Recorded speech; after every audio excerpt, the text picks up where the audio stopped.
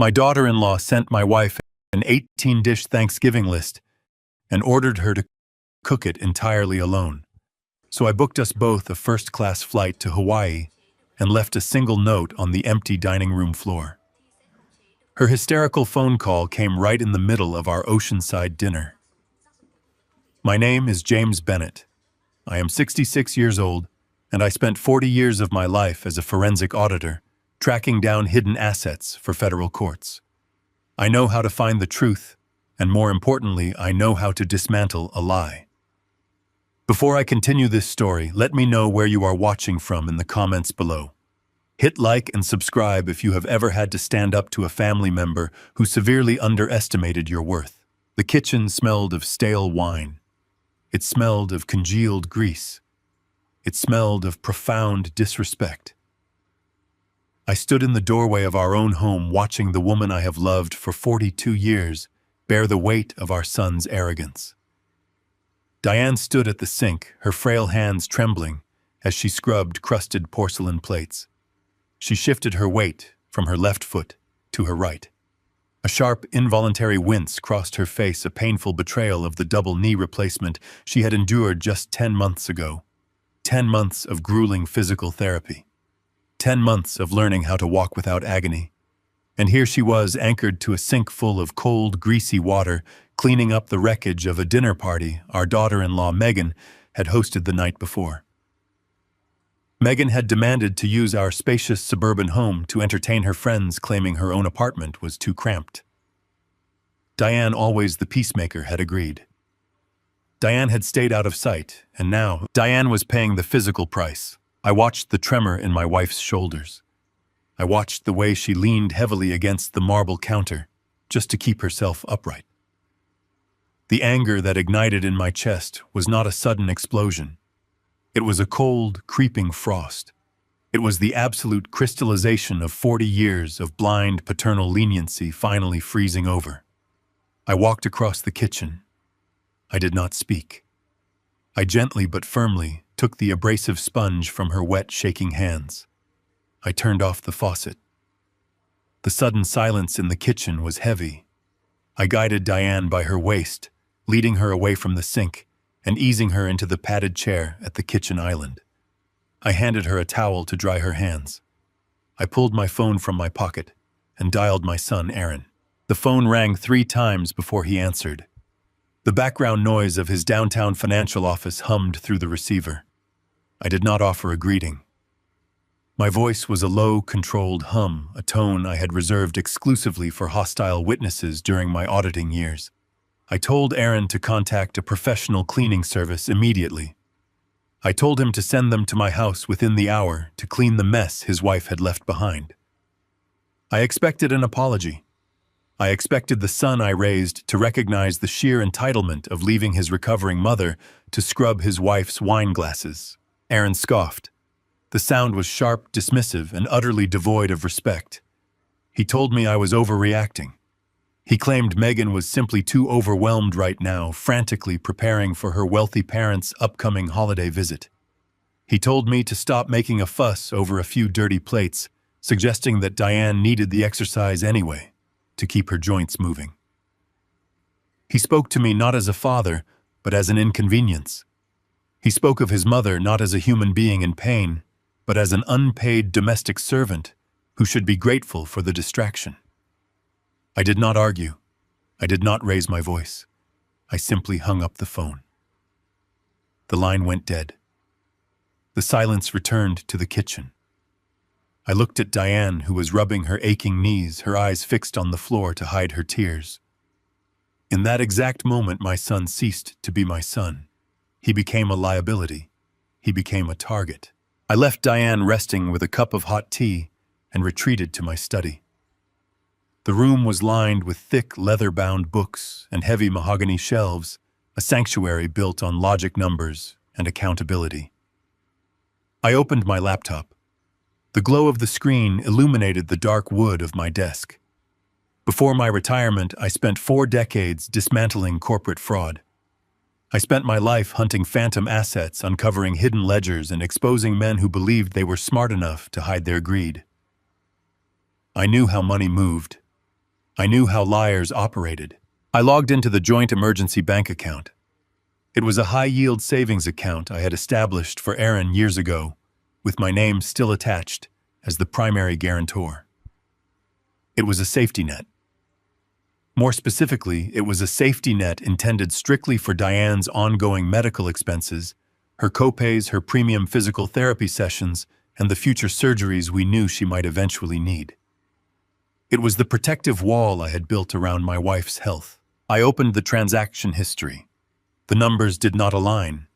The balance was drastically, horrifyingly low. A systematic bleed revealed itself in cold digital ink. I stared at the screen, my eyes tracing the lines of data. Thousands of dollars had been siphoned off in untraceable rolling transfers over the past 6 months. It was not a single desperate withdrawal for a legitimate crisis. It was a calculated, methodical extraction. They were precise amounts designed to fly just under the radar of automated bank alerts. I did not panic. I became an auditor. I traced the routing numbers. I followed the digital breadcrumbs through the banking network. The destination was an auto dealership, a luxury European auto dealership in the wealthiest district of the city. Aaron had been draining his mother's surgical recovery fund to lease a top-tier luxury SUV. He was bleeding the money intended for Diane's physical therapy to finance a leather-seated status symbol to impress Megan's parents. The betrayal mutated in my mind. It evolved from emotional negligence to outright calculated theft. Aaron had looked at his mother's pain, looked at the money meant to alleviate that pain, and decided that his wife's vanity was a higher priority. He had stolen her comfort to purchase a facade. I sat in the quiet of my study, the blue light of the screen reflecting in my eyes. I did not feel sorrow. I felt nothing but the absolute terrifying clarity of a man who has just been given permission to destroy. The heavy thud of the front door swinging open shattered the quiet of the house. There was no knock. There was no greeting. Megan strode into the living room, her designer heels clicking aggressively against our hardwood floors. The sound was a rhythmic, invasive tapping that echoed through the hallways. She ignored me completely as I stepped out of my study. She did not even acknowledge my presence. She marched directly toward the kitchen where Diane was still resting. Megan reached into her expensive handbag and pulled out a thick, cream-colored envelope. The paper was embossed heavy and pretentious. She dropped it onto the coffee table in front of Diane. The envelope landed with a dull smack. Megan crossed her arms, looking down at my wife with a gaze dripping in condescension. She did not ask for a favor. She issued a command. She demanded that Diane cancel her physical therapy appointments for the entirety of the next week. She stated that the house needed to be sterilized, reorganized, and perfectly staged for her parents' impending arrival. Her tone was sharp, brittle, and entirely devoid of basic human decency. I stepped between them. I placed my body between my recovering wife and the woman who viewed her as a disposable asset. My eyes locked onto Megan's. I kept my posture relaxed, but my voice was as hard as granite. I told Megan to pick up her envelope. I told Megan to turn around. I told Megan to leave my home immediately and never enter without knocking again. Megan did not retreat. She let out a sharp, mocking laugh that scraped against the walls of the room. She tossed her hair back, her expression twisting into a sneer of absolute entitlement. She informed me with a triumphant smirk that I had no right to kick her out. She stated that Aaron had already promised her the house. He had assured her that our home would be entirely at her disposal for the holiday week, completely cleared of our presence if necessary. She looked around our living room, her eyes raking over the crown molding and the antique furniture we had worked decades to acquire. "This old place is the least you can offer," she said, her voice dripping with venomous privilege. "My parents are used to a certain standard. Aaron knows this is the only way we can host them without being humiliated. You should be grateful we're willing to use it." She turned on her heel, the aggressive clicking of her shoes fading down the hallway. The front door slammed shut, rattling the picture frames on the walls. I stood in the center of my home, the echo of the slamming door ringing in my ears. I looked down at the thick, embossed envelope resting on the coffee table like a venomous snake waiting to strike. I did not touch it yet. I looked at Diane. She was shaking her hands gripped tightly in her lap, her eyes wide with the realization of what our son had allowed his wife to become. I walked over to my wife. I knelt down beside her chair, disregarding the ache in my own aging joints. I took her trembling hands in mine. I promised her in a voice that left no room for doubt that she would not cook a single meal. I promised her she would not scrub a single floor. I promised her that the illusion Aaron and Megan had built was about to collapse and they would be buried in the rubble. I walked back down the hallway, the aggressive sound of my daughter-in-law's designer heels still echoing in the silence of my own house. The air felt heavy, tainted by the sheer audacity of what had just occurred. I stepped into the kitchen. The afternoon light angled through the blinds, casting long, sharp shadows across the floorboards. Diane was sitting on the wooden stool at the center island. She was not sobbing loudly. She was weeping with the silent, suffocating grief of a mother who had just realized her sacrifice meant absolutely nothing. Her hands, slightly curled from years of tending to our family, were pressed against her face. Her posture was completely defeated. Just 10 months ago, I had held her hand as the anesthesia wore off from a grueling double knee replacement. I had watched her bite her lip in agony as she learned to walk again, step by painful step, determined to be healthy enough to play with the grandchildren we naively believed our son Aaron and his wife Megan would one day give us. Now that same resilient woman was trembling over a piece of thick, cream-colored paper. I stepped up beside her. I placed a steady hand on her shaking shoulder. I looked down at the documents Megan had thrown onto our coffee table, which Diane had carried into the kitchen like a death sentence. It was not a simple request. It was a manifesto of cruelty. The pages were heavy embossed and printed in a sharp, elegant font that mocked the vulgarity of the words it formed. It was a Thanksgiving menu. But it was not the warm, comforting list of family recipes Diane had perfected over 40 years of marriage. It was an 18-dish culinary marathon designed for a luxury hotel, not a suburban kitchen. My eyes scanned the ridiculous demands. A heritage breed turkey to be basted with a specific herb butter every 20 minutes, truffle-infused potato puree, hand-stuffed quail eggs with caviar, artisanal sourdough baked entirely from scratch, and at the bottom a strict minute-by-minute schedule of when each complicated dish was to be presented in the formal dining room. It was physically impossible for a healthy professional chef to manage alone without a team, let alone a 64-year-old woman with artificial joints who was medically required to stay off her feet. But the sheer volume of the labor was not the poison. The true poison was injected into the final paragraph. I read the words and the blood in my veins turned to ice. Megan had written explicit instructions on how the evening was to proceed. She demanded that our best antique china, the delicate floral set Diane had inherited from her own mother, be polished and set out for her wealthy parents. And then came the final directive. Megan instructed Diane to remain entirely out of sight in the kitchen once the guests arrived. She wrote that Diane could pass the serving platters through the swinging door to Aaron, but she was under no circumstances to join them at the dining table.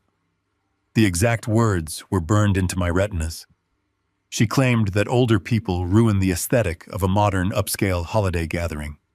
She wrote that my wife, the woman who had welcomed Megan into our family with open arms, who had knitted blankets for her, who had cooked countless meals for her, would simply disrupt the sophisticated atmosphere her parents expected.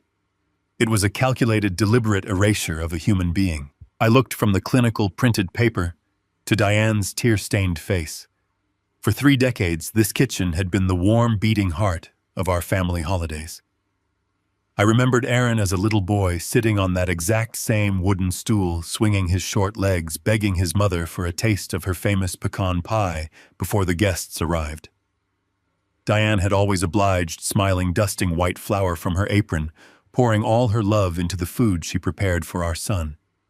She had created magic in this room, and now the boy she had nurtured and protected had allowed his wife to reduce her to an unseen, unpaid servant in her own home.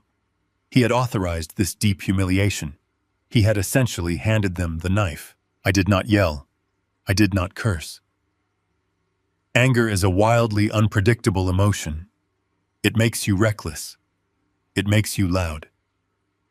In my 40 years as a forensic auditor tracking down hidden offshore accounts and dismantling the elaborate financial lies of corrupt executives, I learned that the most destructive force on earth is not unbridled rage.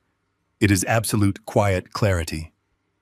When a fraudster realizes you have found their hidden ledger, it is not your shouting that breaks their spirit.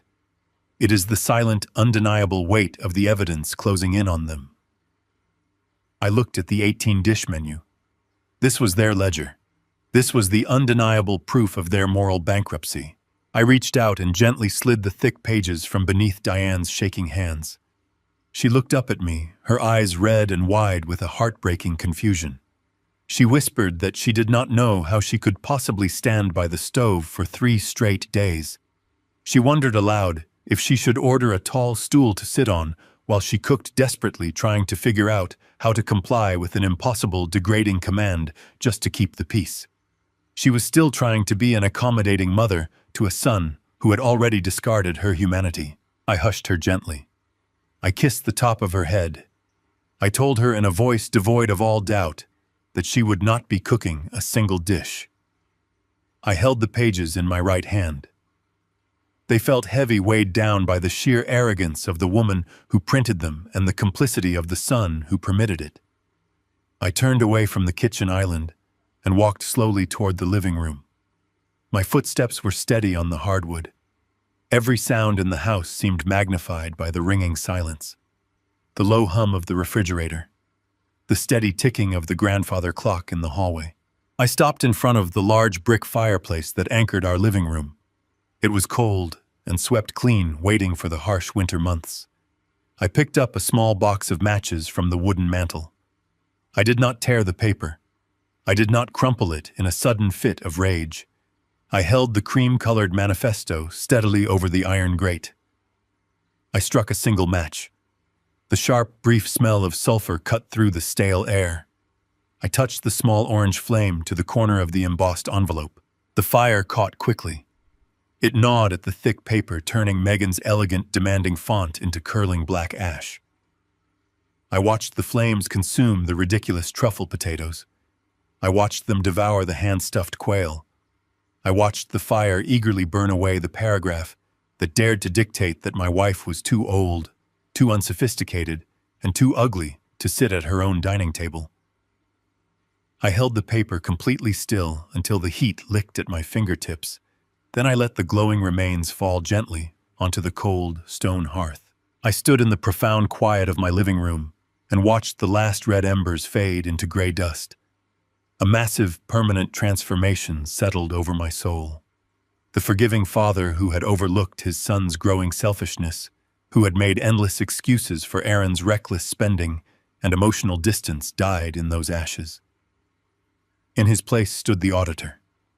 The man who deals exclusively in facts, consequences, and absolute ruin. Aaron and Megan wanted our house to project a wealthy image. They wanted our resources to fund their lifestyle. They wanted the benefits of our lifelong labor while completely erasing our existence. They believed they held all the power because they knew we loved them. They thought parental love was a weakness they could exploit endlessly. They were about to learn a very hard, devastating lesson about leverage. I made a silent, unbreakable vow to the dying embers in the fireplace. There would be no screaming. There would be no dramatic arguments or tearful pleadings for respect. Arguments suggest a negotiation, and there was absolutely nothing left to negotiate. There would only be the swift, silent, and permanent execution of consequences. The illusion of their control was over, and the demolition of their false reality was about to begin. The drive downtown was a blur of gray pavement and glaring brake lights. I did not turn on the radio. I did not roll down the windows. I sat in the absolute quiet of my car, letting the rhythm of the road match the cold, steady beat of my heart. For decades, I had navigated the treacherous waters of corporate audits, facing down men who had stolen millions, men who smiled to your face while shredding documents behind your back. I knew the exact posture of greed. I knew the precise scent of a lie. What I did not know, what I was entirely unprepared for, was finding that same posture and that same scent in the boy I had raised. I parked the car in the underground garage of the towering glass building where my son worked. The elevator ride to the 42nd floor was silent.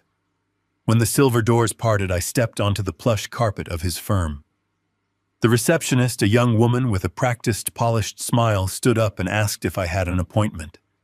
I did not stop. I did not look at her. I simply walked past her desk, ignoring her sudden calls for me to wait. I knew exactly where Aaron's office was. I had paid for the tailored suit he wore on his first day in this building. I had celebrated the promotion that put him in that corner office. I walked down the long corridor, my footsteps muffled, my purpose absolute. I pushed open the heavy glass door without knocking.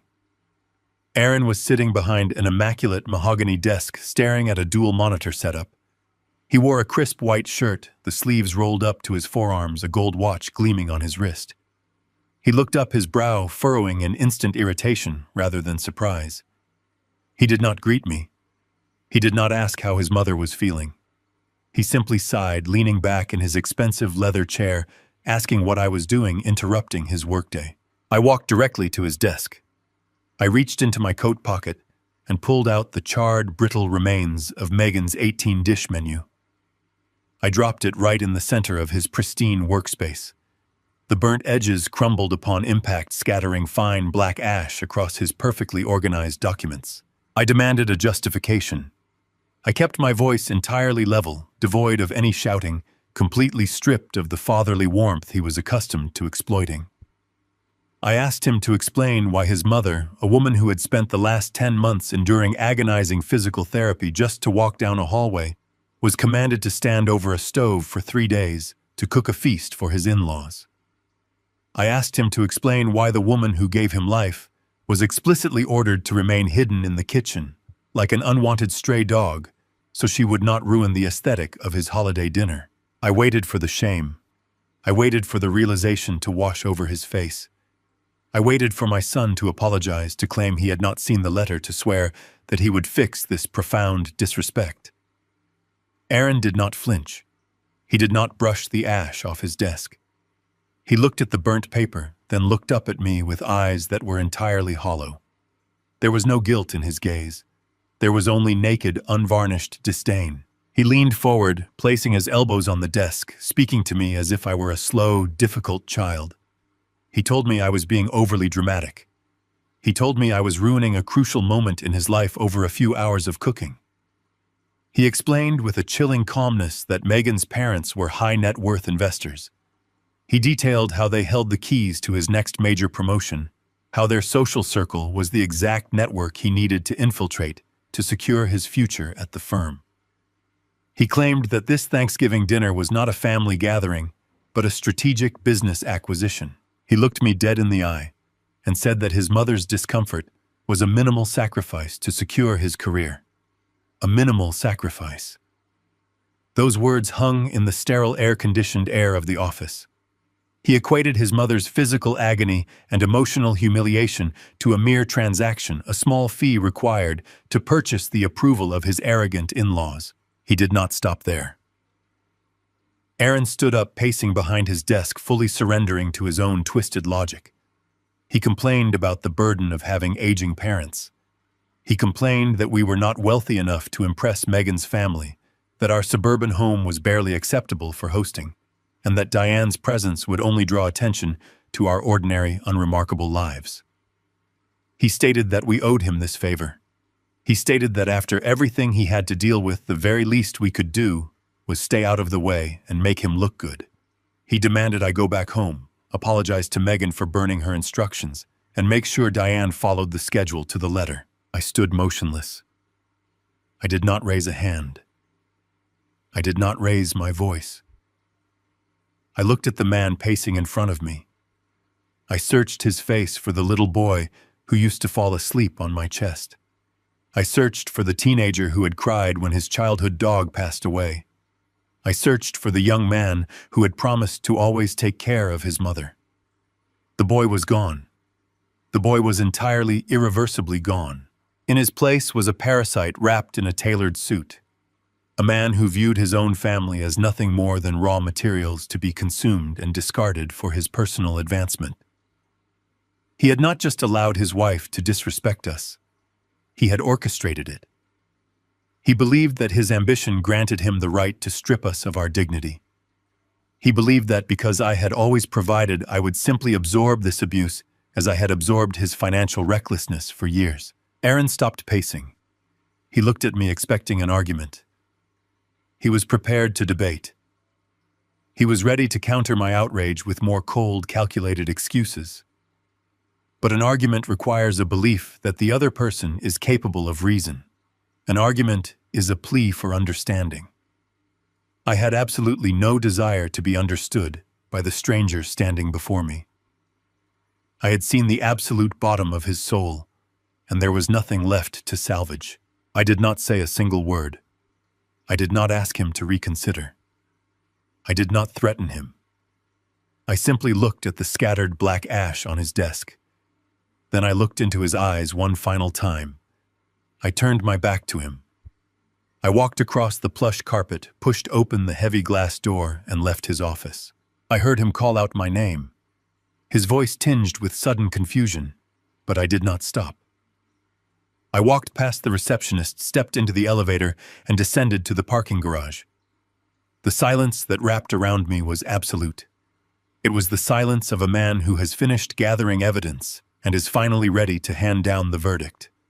My son wanted to treat his family like a business transaction.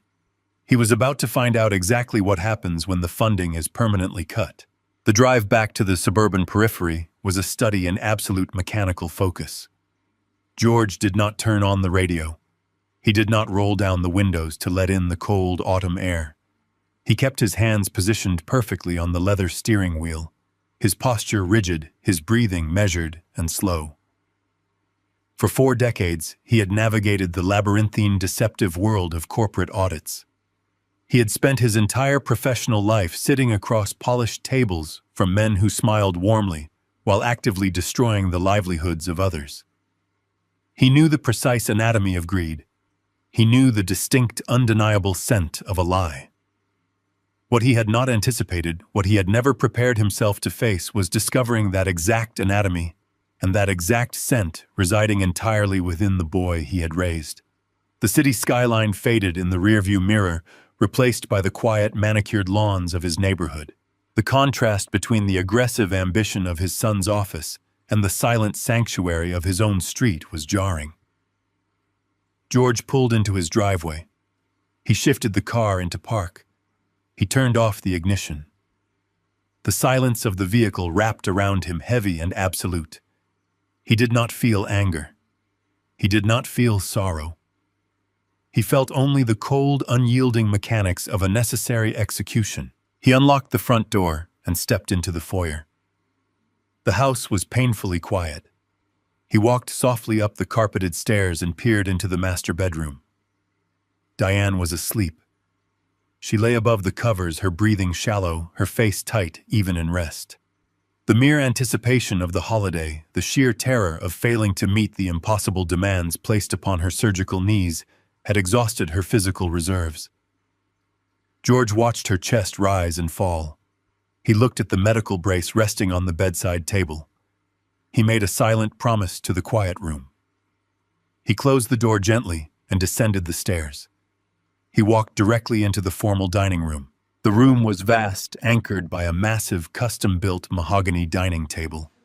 It was an intimidating piece of craftsmanship. It seated 12 people comfortably. It featured intricate claw feet and a surface polished to such a high gloss that it reflected the crystal chandelier hanging above it like a dark, deep mirror. George remembered the day he and Diane had purchased it 20 years ago. They had saved for months, envisioning decades of warm family gatherings of grandchildren, laughing around its edges of holiday feasts filled with gratitude. Now the table had been completely stripped of its original meaning. It was no longer a symbol of familial warmth. It had been weaponized. Megan had claimed this table as her personal territory.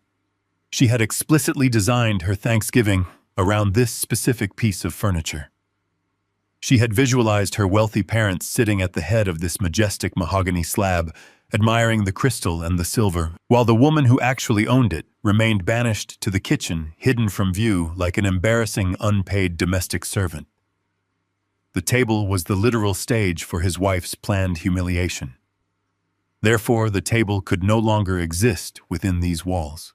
George pulled his phone from his coat pocket. He did not search for a charity donation center. He did not search for a standard moving company. He required immediate, irreversible action. He searched for a high-end estate liquidator capable of rapid extraction.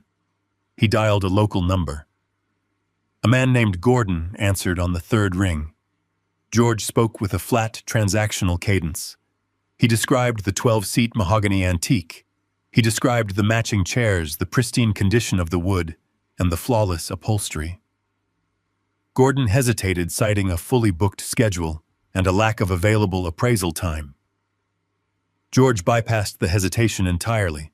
He offered the entire set for a fraction of its market value on one non-negotiable condition.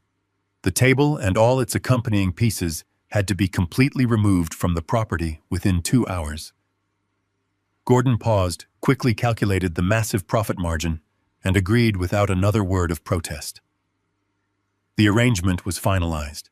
It was a cold, efficient transaction. George stood in the doorway of the dining room and waited. He did not pace. He did not second-guess his decision. He simply observed the furniture, seeing it not as wood and fabric, but as a fraudulent asset slated for immediate seizure. Exactly 1 hour and 45 minutes later, the low rumble of a heavy diesel engine broke the quiet of the suburban street. A large white box truck idled in the driveway. 3 men in gray uniforms stepped out carrying thick, quilted moving blankets, heavy canvas straps, and power drills. George opened the front door before they could ring the bell. He directed them straight to the dining room. He stood in the corner, his arms crossed over his chest, and watched the execution commence. The process was methodical and loud. The lead mover flipped the heavy dining chairs upside down, stacking them aggressively. The 2 other men crawled beneath the massive mahogany table. The sharp, mechanical whine of power drills filled the room. The sound bounced off the walls, harsh and grating, completely obliterating the usual quiet of the house. Heavy steel bolts clattered against the hardwood floor. Thick metal brackets were tossed carelessly into a plastic bucket. The men communicated in short, sharp grunts, lifting the enormous tabletop off its ornate pedestals. George watched them wrap the dark, polished wood in the thick gray blankets. He watched them pull the canvas straps tight, securing the bindings with loud metallic snaps. The physical labor required to move the piece was immense. The men strained their boots, sliding slightly against the floorboards as they maneuvered the massive slab of wood out of the room, through the hallway, and toward the open front door. George watched the chairs disappear 2 by 2. He watched the intricately carved pedestals follow. He watched the men carry the very foundation of Megan's arrogant holiday plan out into the cold afternoon air. With every piece that crossed the threshold, George felt a corresponding weight lift from the structure of the house. The physical dismantling of the dining room perfectly precisely mirrored the systematic dismantling of his relationship with his son. Aaron had demanded a stage to project a false reality. George was physically ripping the floorboards out from under that stage. The movers returned for the final pieces. They swept the floor for stray bolts and handed George a digital tablet to finalize the transfer of ownership. George signed his name with a swift, fluid motion. The transaction was complete. The men walked out. They pulled the heavy metal door of the box truck down, the crash echoing down the street. The diesel engine roared back to life, and the truck slowly pulled away, turning the corner and vanishing from sight. George closed the front door. He turned the heavy brass deadbolt. The lock clicked into place, sealing the house. He walked slowly back down the hallway and stopped at the threshold of the dining room. The transformation was absolute. The space was no longer a dining room. It was a cavern. It was a vast, echoing rectangle of bare hardwood and empty walls. The floor bore faint circular indentations in the polish, where the heavy claw feet had rested for 20 years, temporary ghosts of a past that no longer mattered. The chandelier hung above, illuminating absolutely nothing. George took a step into the center of the room. His shoe struck the hardwood. The sound bounced against the drywall, sharp and distinct. He took another step, another echo. The room felt enormous, stripped of its function, stripped of its history, and entirely stripped of Megan's toxic ambition. George breathed in the air. The scent of lemon polish and old wood was gone, replaced by the neutral, sterile smell of an empty space. He spoke a single word aloud, testing the acoustics of his newly barren territory. The sound reverberated back to him hollow and clear. It was a beautiful, devastating emptiness. It was a perfectly cleansed slate. The first pillar of Aaron and Megan's false reality had been eradicated. There was no table for her parents to sit at. There was no stage for her to command. There was only a void and the quiet, relentless momentum of an auditor moving down his list. The mahogany doors of Oliver Wallace's law firm were heavy, designed to block out the frantic noise of the city below. George pushed through them with a steady, measured stride. The receptionist offered a polite greeting, but George merely nodded, walking directly down the corridor to the corner office. He had known Oliver for 20 years. They had sat across from each other in countless federal depositions, dissecting the financial ruin of corrupt executives. Oliver was a man who traded in absolute facts, and today George was bringing him a ledger of deep personal betrayal. Oliver looked up from his polished glass desk as George entered. The lawyer immediately registered the shift in his old friend. There was no casual warmth today. George sat in the leather chair opposite the desk.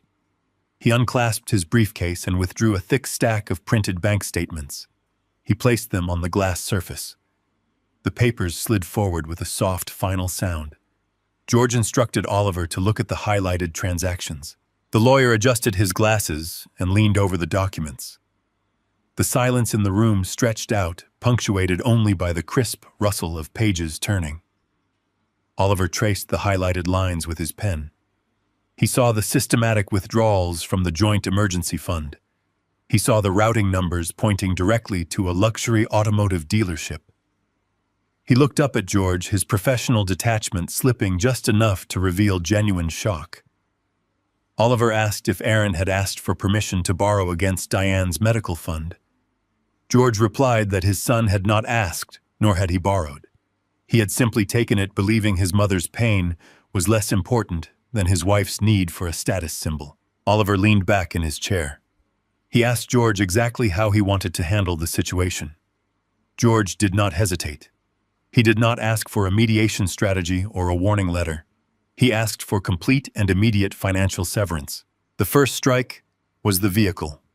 2 years ago, George had co-signed the lease for Aaron's luxury SUV. It was a favor done out of blind parental trust, assuming his son was financially responsible enough to manage the monthly premiums. George informed Oliver that the vehicle was the absolute pride of his daughter-in-law, the very machine she paraded in front of her wealthy parents. George requested the immediate withdrawal of his guarantor status. Oliver warned him that doing so without notice would trigger an automatic default on the lease. The dealership would flag the account by the end of the business day. They would issue an immediate repossession order. Aaron would have no legal standing to keep the car. George nodded. He stated that a man who steals from his mother to lease a car deserves to walk to work. Oliver printed the withdrawal form. George took the heavy silver pen from the desk. He signed his name with a smooth, unforgiving stroke. The first chord was cut. The second strike required fortifying the remaining assets.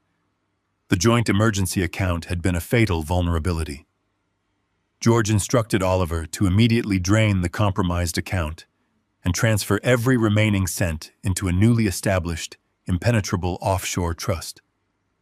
This trust would be managed under strict, unyielding guidelines. It would be accessible solely by George and Diane. It was a financial fortress designed to protect Diane's future surgeries and premium physical therapy sessions. Oliver drafted the transfer authorization. He explained that once the funds were moved, Aaron would lose all access. He would log into his banking application and find an empty screen. His safety net, the very pool of money he had been treating as his personal slush fund, would simply vanish into thin air. George reviewed the terms of the trust. He read every line with the meticulous precision of a veteran auditor. He signed the second document. The ink dried quickly on the heavy paper. The second cord was cut. The final strike was the heaviest. It was the absolute dismantling of the future Aaron felt so entitled to claim. George asked Oliver to pull up his last will and testament. For decades, the document had been simple and traditional. Upon the passing of George and Diane, the entirety of their estate, including the paid-off suburban house, the investment portfolios, and the retirement accounts, would seamlessly transfer to their only son. Aaron had built his entire arrogant worldview on this specific guarantee. He believed that no matter how recklessly he lived, no matter how cruelly he treated his parents, the wealth would eventually fall into his lap. He viewed his parents not as living people but as a waiting room for his inheritance. George stared at the digital copy of the will displayed on Oliver's monitor. He saw Aaron's name printed there, stark and formal. A sudden wave of memories washed over him. He remembered teaching Aaron how to ride a bicycle in the driveway of the house he was now preparing to give away. He remembered paying for the expensive college tuition that launched Aaron into the corporate world. He remembered the pride he had felt on his son's graduation day. But those memories belonged to a ghost. The boy in those memories had died, replaced by a man who allowed his wife to order a crippled woman to stand in a hot kitchen for 3 days while he paraded his stolen wealth. George looked at Oliver.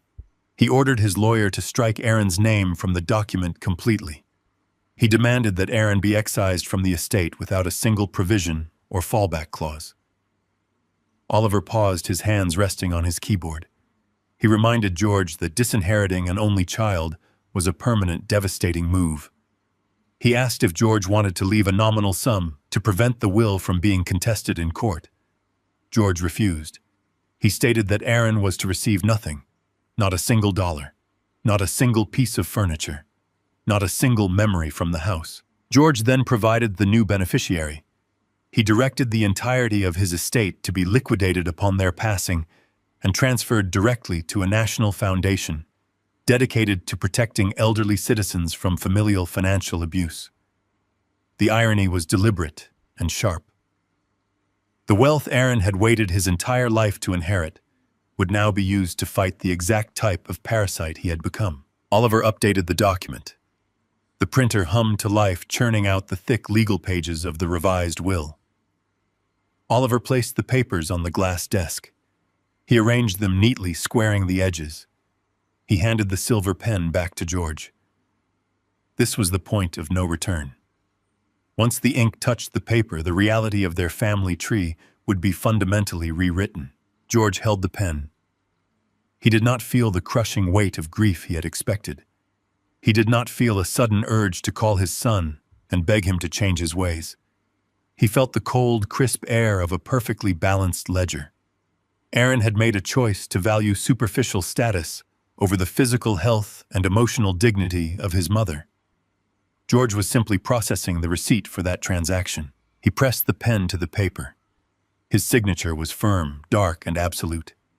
He signed the bottom of the first page. He flipped to the next and signed again. He reached the final page and placed his name on the dotted line. 3 strokes of a pen. In less than 10 minutes, George had systematically dismantled the entirety of his son's financial security. Oliver gathered the documents. He stamped them with his official notary seal. The sound of the stamp hitting the paper echoed in the quiet office like the drop of a judge's gavel. Oliver looked at George, a quiet respect settling in his eyes. He informed his old friend that the paperwork would be filed with the courts by the end of the day. The auto lease cancellation would be transmitted to the dealership immediately. The bank transfer was already pending. George stood up from the leather chair.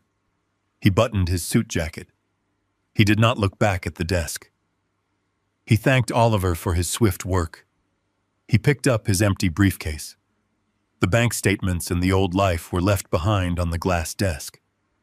He walked out of the office down the carpeted hallway and stepped into the elevator. As the elevator descended toward the ground floor, George felt a profound lightness in his chest. The burden of hoping for a son who no longer existed was gone. He had spent years auditing corporations, finding the rotten cores hidden beneath shiny exteriors. Now he had audited his own family. He had cut out the rot. He stepped out of the building and into the cold city air. He walked toward his car, ready to go home, pack his bags, and take his wife to the ocean. The trap was set. The fuse was lit. All that remained was for Aaron and Megan to strike the match. Wednesday morning broke with a biting frost that clung to the suburban windows like a sheet of pale ice. The house was entirely silent. It was completely devoid of the frantic, panicked energy that usually preceded a major holiday. In years past, the Wednesday before Thanksgiving was an absolute battlefield of preparation. Diane would have been awake since 4 a.m, her hands dusted with white flour, the ovens radiating a suffocating heat, her face etched with the quiet desperation of a woman trying to meet the impossible standards of a son who never bothered to say thank you. For decades, she had sacrificed her own comfort to create the perfect illusion of a happy family gathering. Today, the kitchen was dark. The ovens were cold. The heavy silence was a definitive answer to a question Aaron and Megan had never bothered to ask. George stood in the center of their master bedroom. He reached up and pulled 2 heavy leather suitcases from the top shelf of the closet. The leather was worn at the handles, a quiet testament to the decades he had spent traveling across the country, dismantling the fraudulent financial empires of corrupt men. He opened the suitcases on the bed. The zippers glided with a smooth metallic hiss. He moved with a cold, mechanical precision, pulling resort-wear linen shirts and Diane's favorite colorful sundresses from the wooden drawers. He packed methodically. He did not pack heavy wool sweaters. He did not pack formal dining attire. He was packing for a complete atmospheric extraction. He was packing for a life that no longer required them to bend to the whims of an arrogant child. Diane stirred beneath the heavy duvet. She sat up slowly, her eyes adjusting to the dim gray light filtering through the curtains. She looked at the open suitcases resting on the mattress, and then looked out toward the empty hallway leading to the kitchen. A flash of conditioned panic immediately crossed her face. She looked at the digital clock on the nightstand, her mind automatically calculating the hours left to brine a heritage turkey she did not possess, to bake artisanal sourdough she had no ingredients for. She swung her legs over the edge of the bed, her hands reaching for her rigid knee braces out of sheer terrified habit. George stopped her. He walked around to her side of the bed. He gently but firmly moved the medical braces out of her reach. He knelt down to meet her eye level. He looked into her eyes and told her that her days of standing over a hot stove for people who openly despised her were permanently over. He told her to put on her most comfortable traveling clothes. Diane looked at the steady, unyielding resolve etched into her husband's expression. She did not argue. She did not ask about the 18-dish menu that had haunted her all night. She simply nodded, placing her absolute trust in the man who had protected her for 4 decades. George left her to dress and walked down the hall into his study. The room was cold, holding the chill of the morning air. He opened his laptop, the bright screen cutting through the shadows like a blade. He opened a secure travel portal. He did not search for budget commercial airlines. He did not look for economical accommodations to save money for Aaron's future emergencies. He accessed the funds he had successfully fortified the day before the substantial capital he had legally rescued from his son's grasping hands. He booked 2 first-class tickets to Maui. He selected a secluded luxury oceanfront resort far away from the noise and the concrete of the mainland. When prompted to select a return date, he bypassed the option entirely. He purchased one-way tickets. The absolute finality of the transaction was deeply satisfying. It was not a vacation they were embarking on. It was a geographical and emotional boundary. It was the physical manifestation of the impenetrable wall he had just erected between their peace and Aaron's greed. The confirmation email arrived with a quiet ping. The flight was scheduled to depart in exactly 3 hours. George closed the laptop.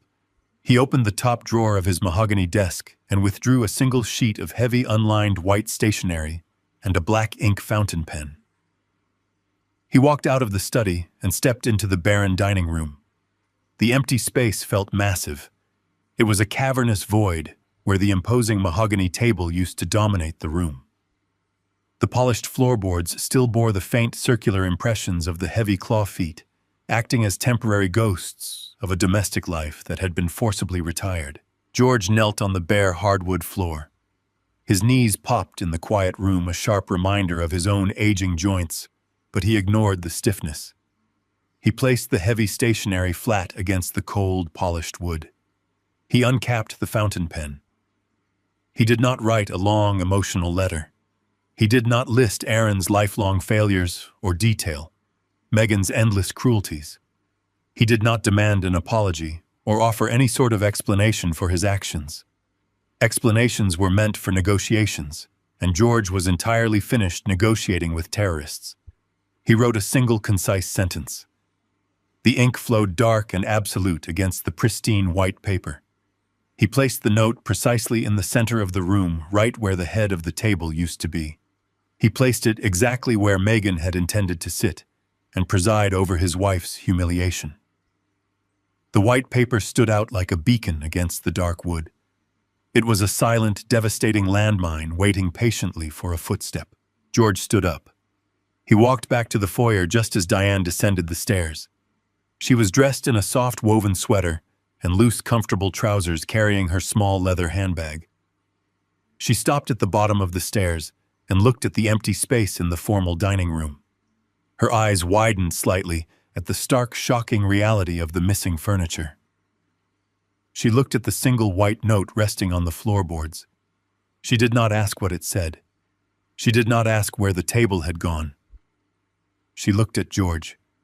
She reached out and gripped his hand tightly. Her fingers were warm, anchoring him to the only thing in this house that truly mattered. George picked up the 2 heavy leather suitcases. He opened the front door. The biting morning frost hit their faces, crisp and violently awakening. They walked out into the driveway, leaving the warmth of the house behind them. George loaded the luggage into the trunk of their sedan. He opened the passenger door for Diane, waiting patiently until she was safely and comfortably seated before closing it with a solid thud. He walked around to the driver's side and slid behind the wheel. He pressed the ignition. The engine purred to life, a steady, reliable hum breaking the silence of the sleeping neighborhood. He pressed the button on the visor to close the garage door. He did not look back at the sprawling suburban house that had consumed so much of their lives. He shifted the car into drive and pulled away from the curb. They drove through the winding, affluent streets of their neighborhood as the city slowly began to wake up around them. The yellow streetlights flickered off one by one, surrendering to the pale, creeping dawn. Frost-covered lawns drifted past the windows, pristine and completely untouched. Delivery trucks began their morning routes, dropping off last-minute supplies for the massive, stressful holiday feasts being frantically prepared in every other house on the block. Inside the car, the heater blew warm, comforting air over them. Diane rested her head against the leather seat, watching the bare winter trees speed past the glass. George kept his eyes fixed firmly on the road ahead. The highway stretched out before them, cutting through the waking city like a gray ribbon. He drove with the precise, unwavering focus of a man who had successfully navigated a treacherous extraction.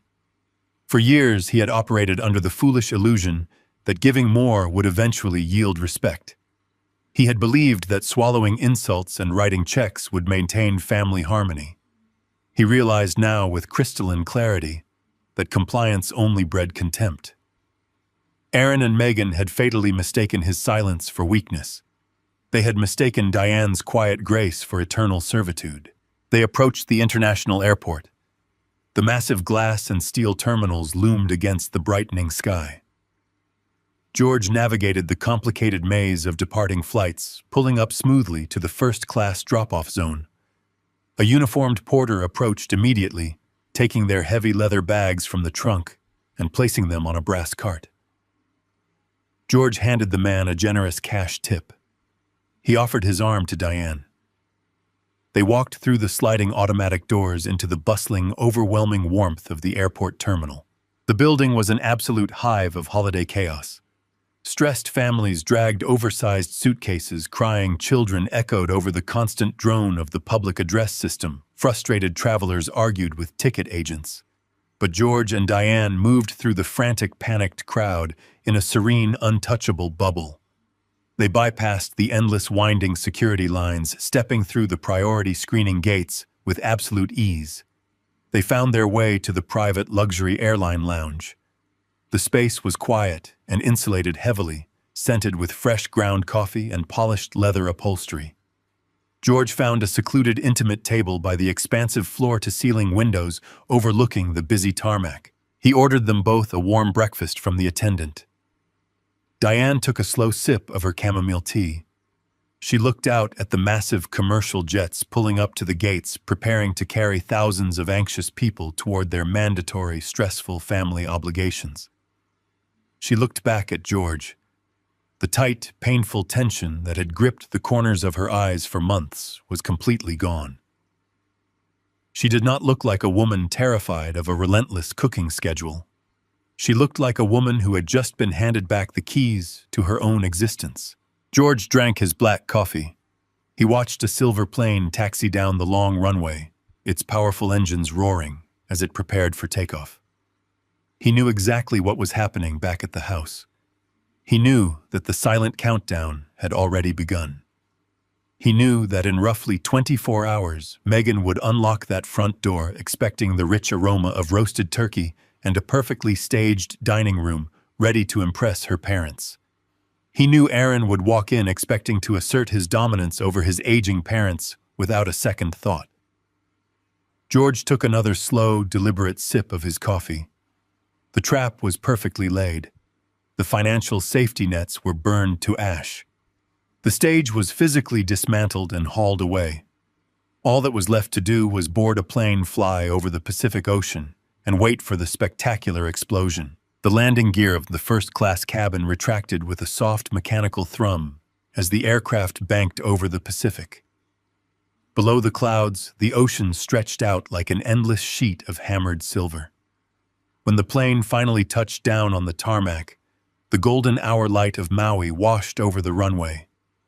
The sky was saturated with deep bruised purples and brilliant burning golds.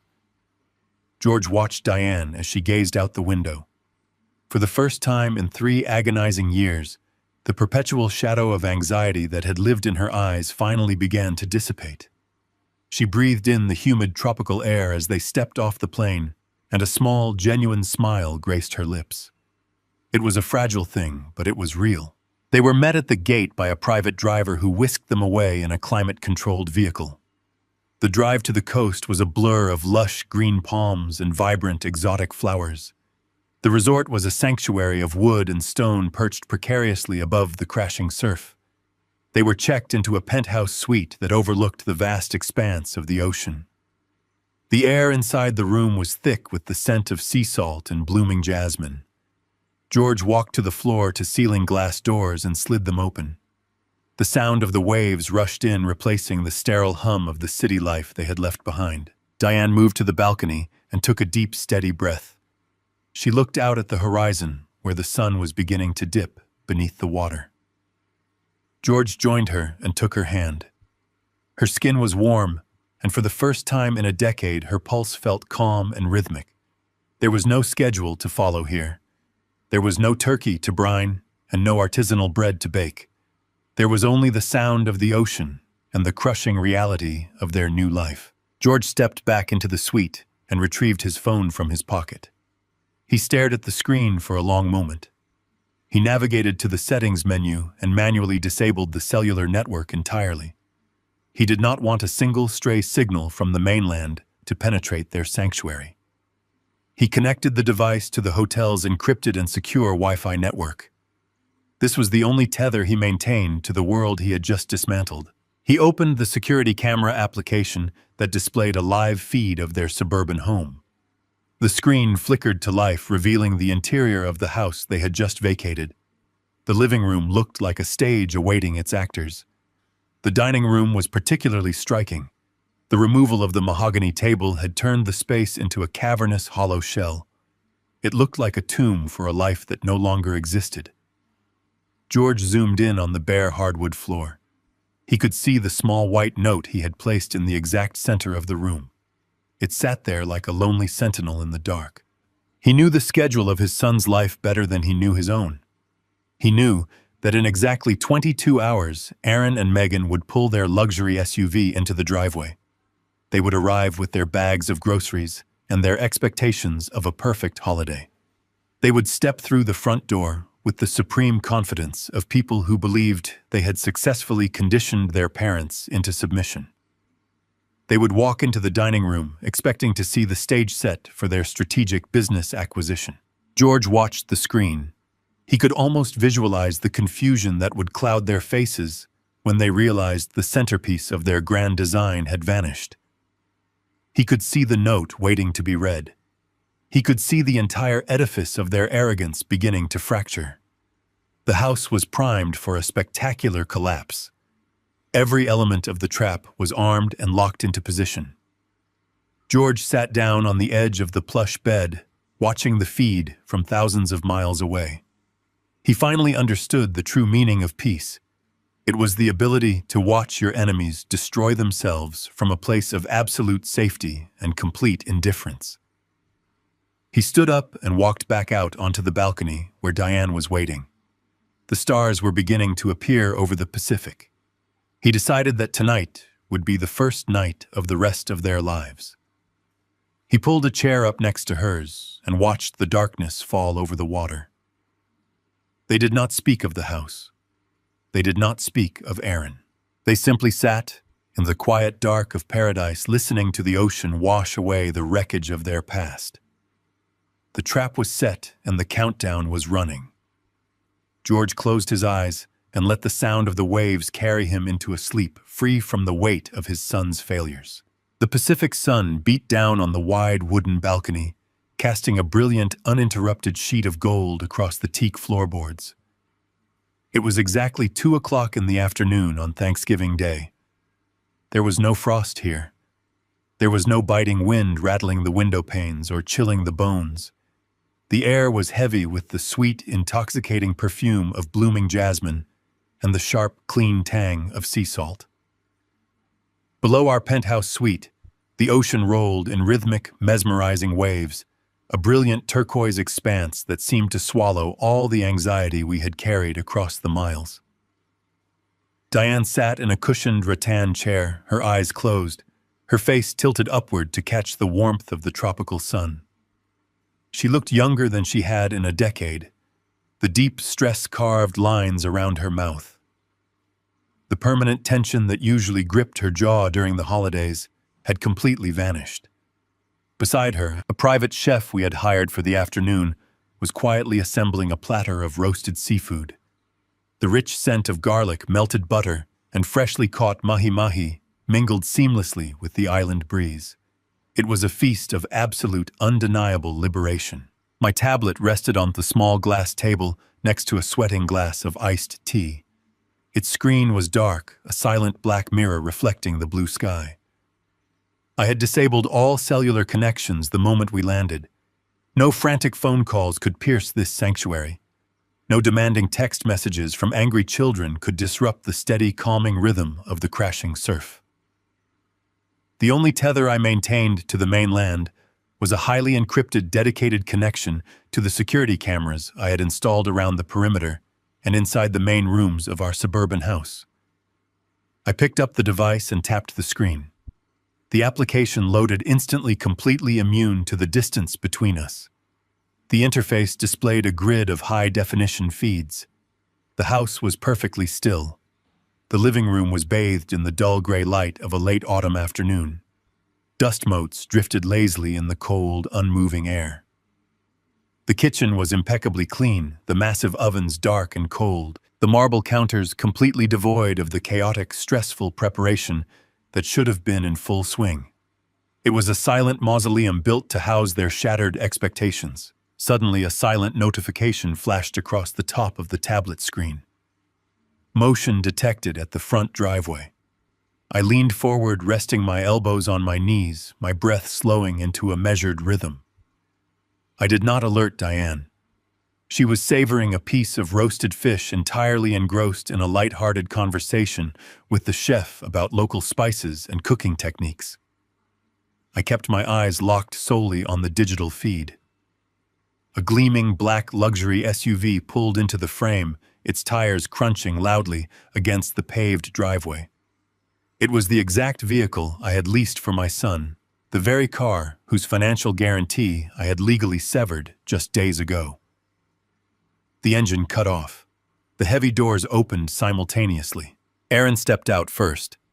He wore a tailored wool overcoat, his hair perfectly styled, projecting the immaculate image of a successful, wealthy young executive entirely in control of his domain.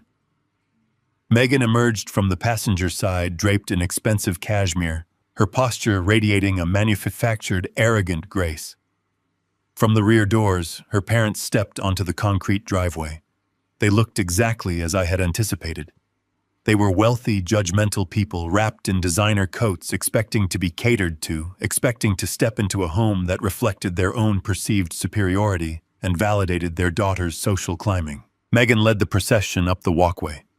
She gestured toward the landscaping, clearly taking credit for the manicured lawns and trimmed hedges I had paid for over the years. She pointed toward the architecture, spinning a narrative of ownership and dominance to her attentive parents.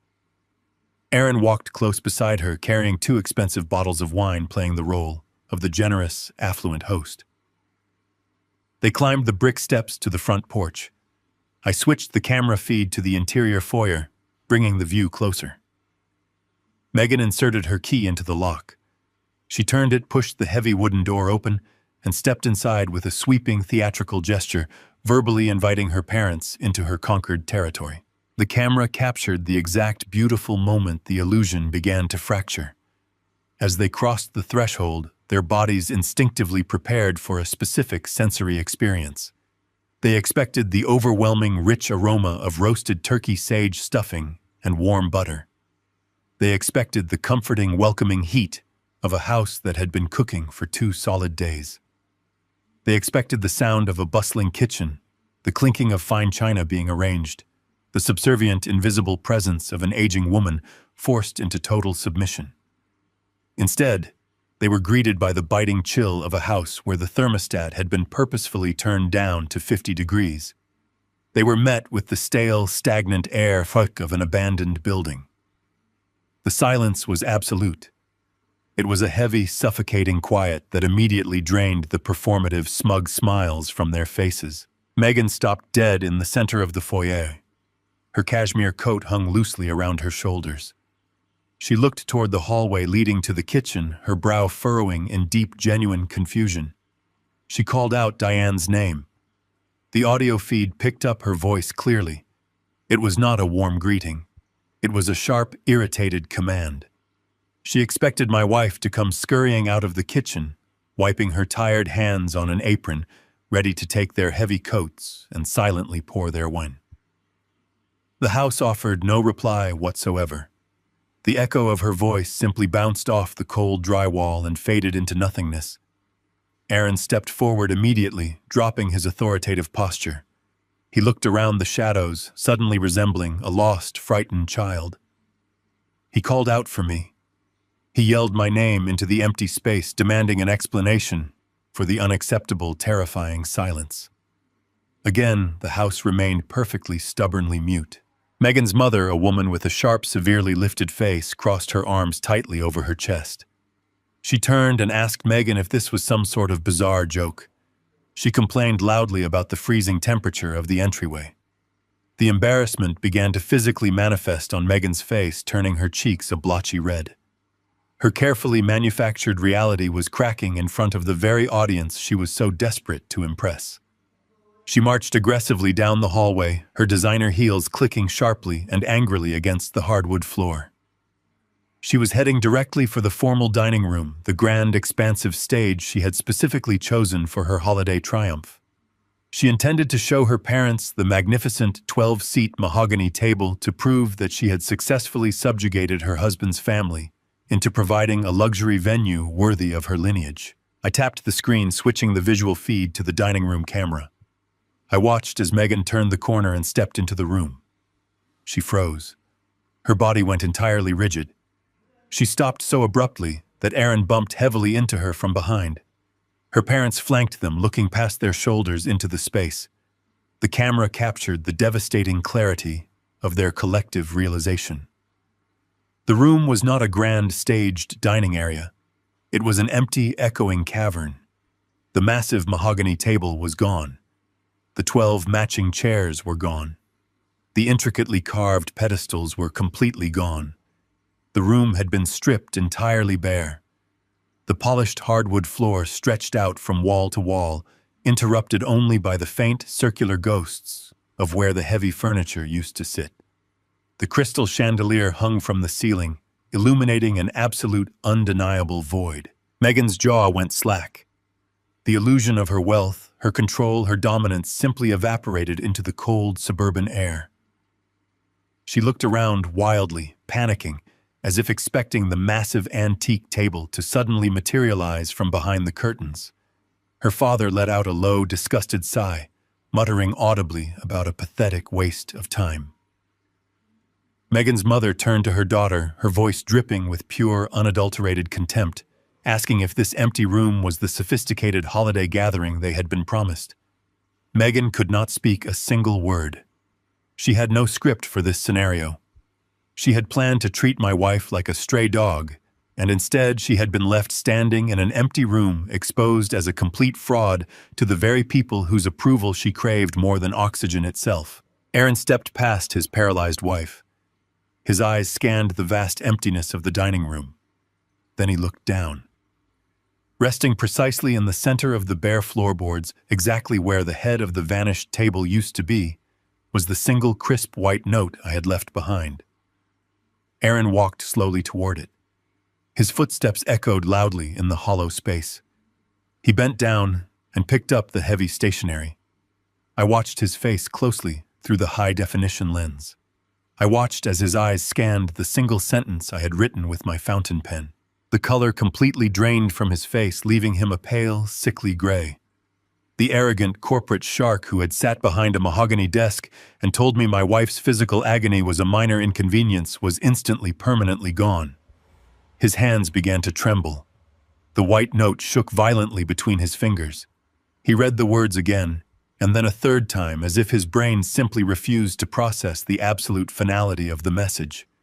He looked up, staring directly into the lens of the security camera mounted in the corner of the room. He knew I was watching. He knew exactly what this meant. He realized in that singular, devastating second that the funding was permanently cut, the stage was dismantled, the inheritance was erased, and the parents he had treated like disposable assets were irrevocably gone. I did not need to hear what he said next.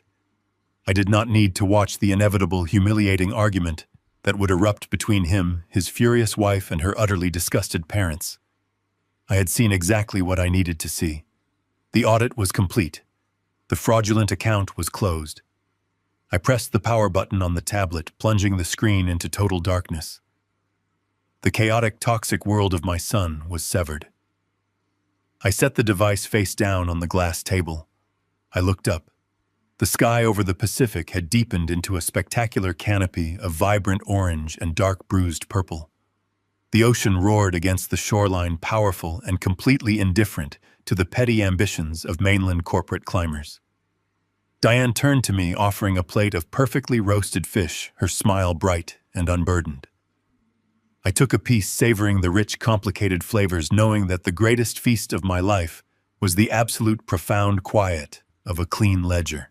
The afternoon sun hung low over the Pacific, casting long, golden shadows across the teak decking of our penthouse balcony.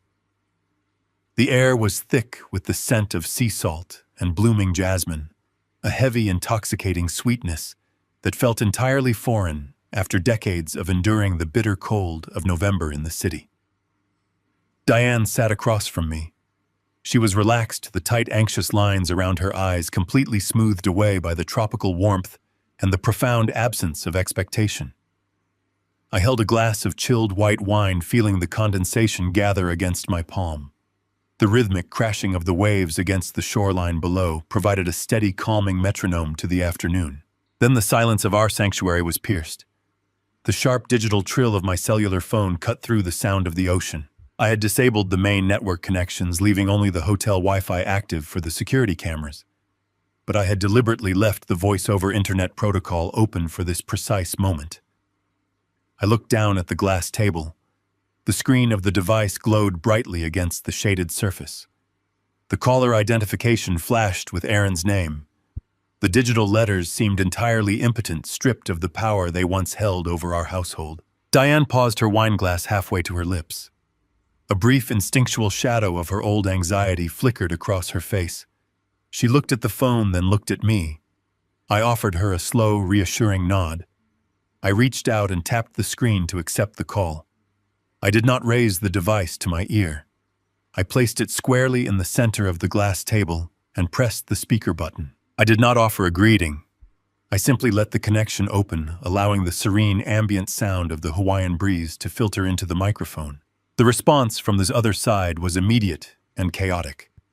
There was no hesitation, no formal hello, no attempt to maintain the facade of a civilized family checking in on the holiday. A shrill, piercing sound erupted from the small speaker. It was Megan. Her voice was unrecognizable.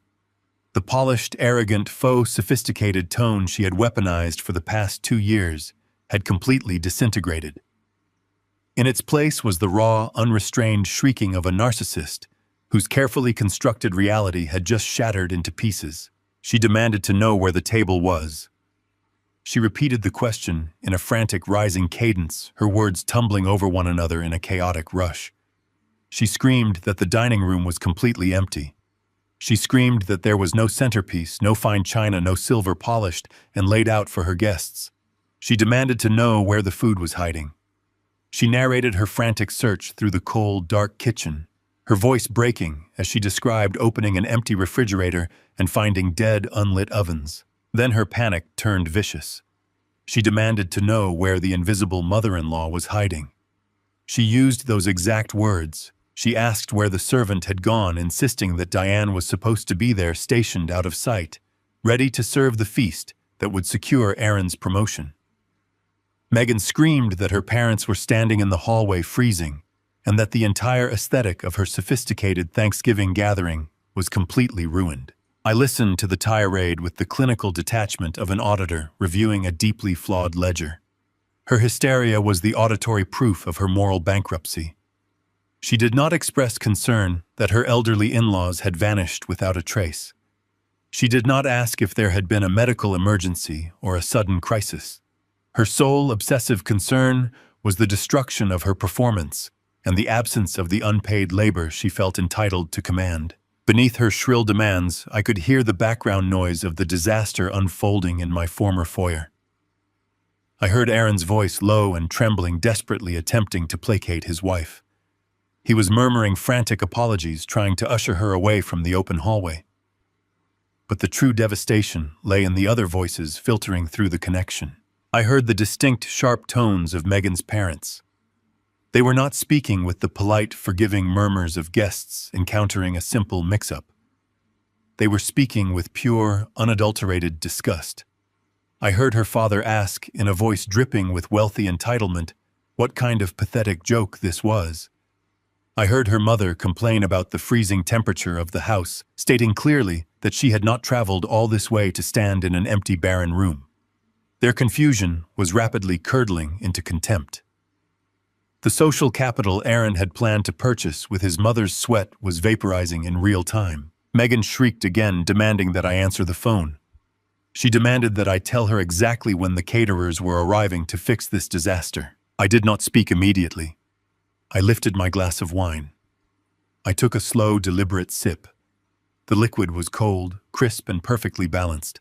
I swallowed, letting the profound quiet of the balcony stretch over the open line. The silence forced them to listen. It forced the frantic, panicked group standing in my cold suburban hallway to hear the undeniable sound of the crashing Pacific surf and the gentle rustle of palm fronds through the speaker. When I finally spoke, I kept my voice stripped of all emotion. I did not project anger. I did not project vindication. I spoke with absolute glacial clarity. I wanted every syllable to land with the weight of a judge reading a final sentence. I addressed Megan directly.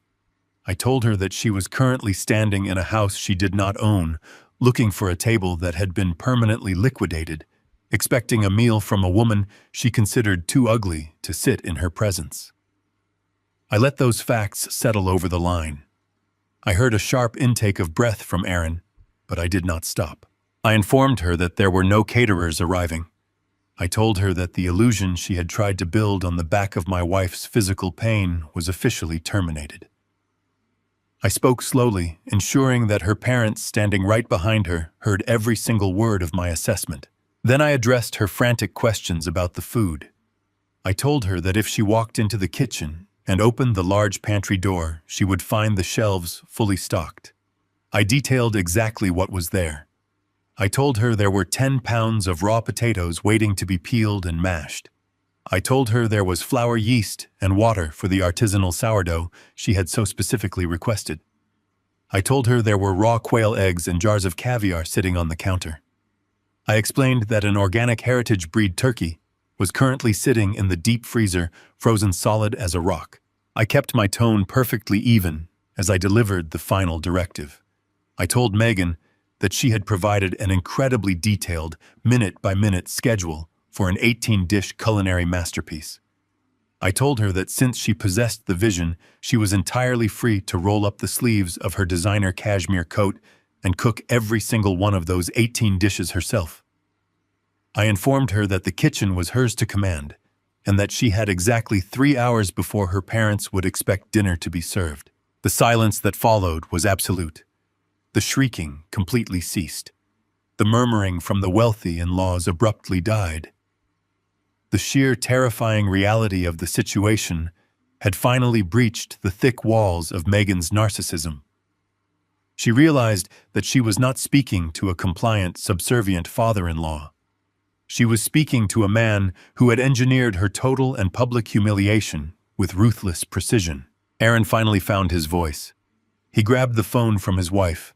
His tone was no longer the arrogant, commanding bark of the corporate climber who had dismissed me in his corner office.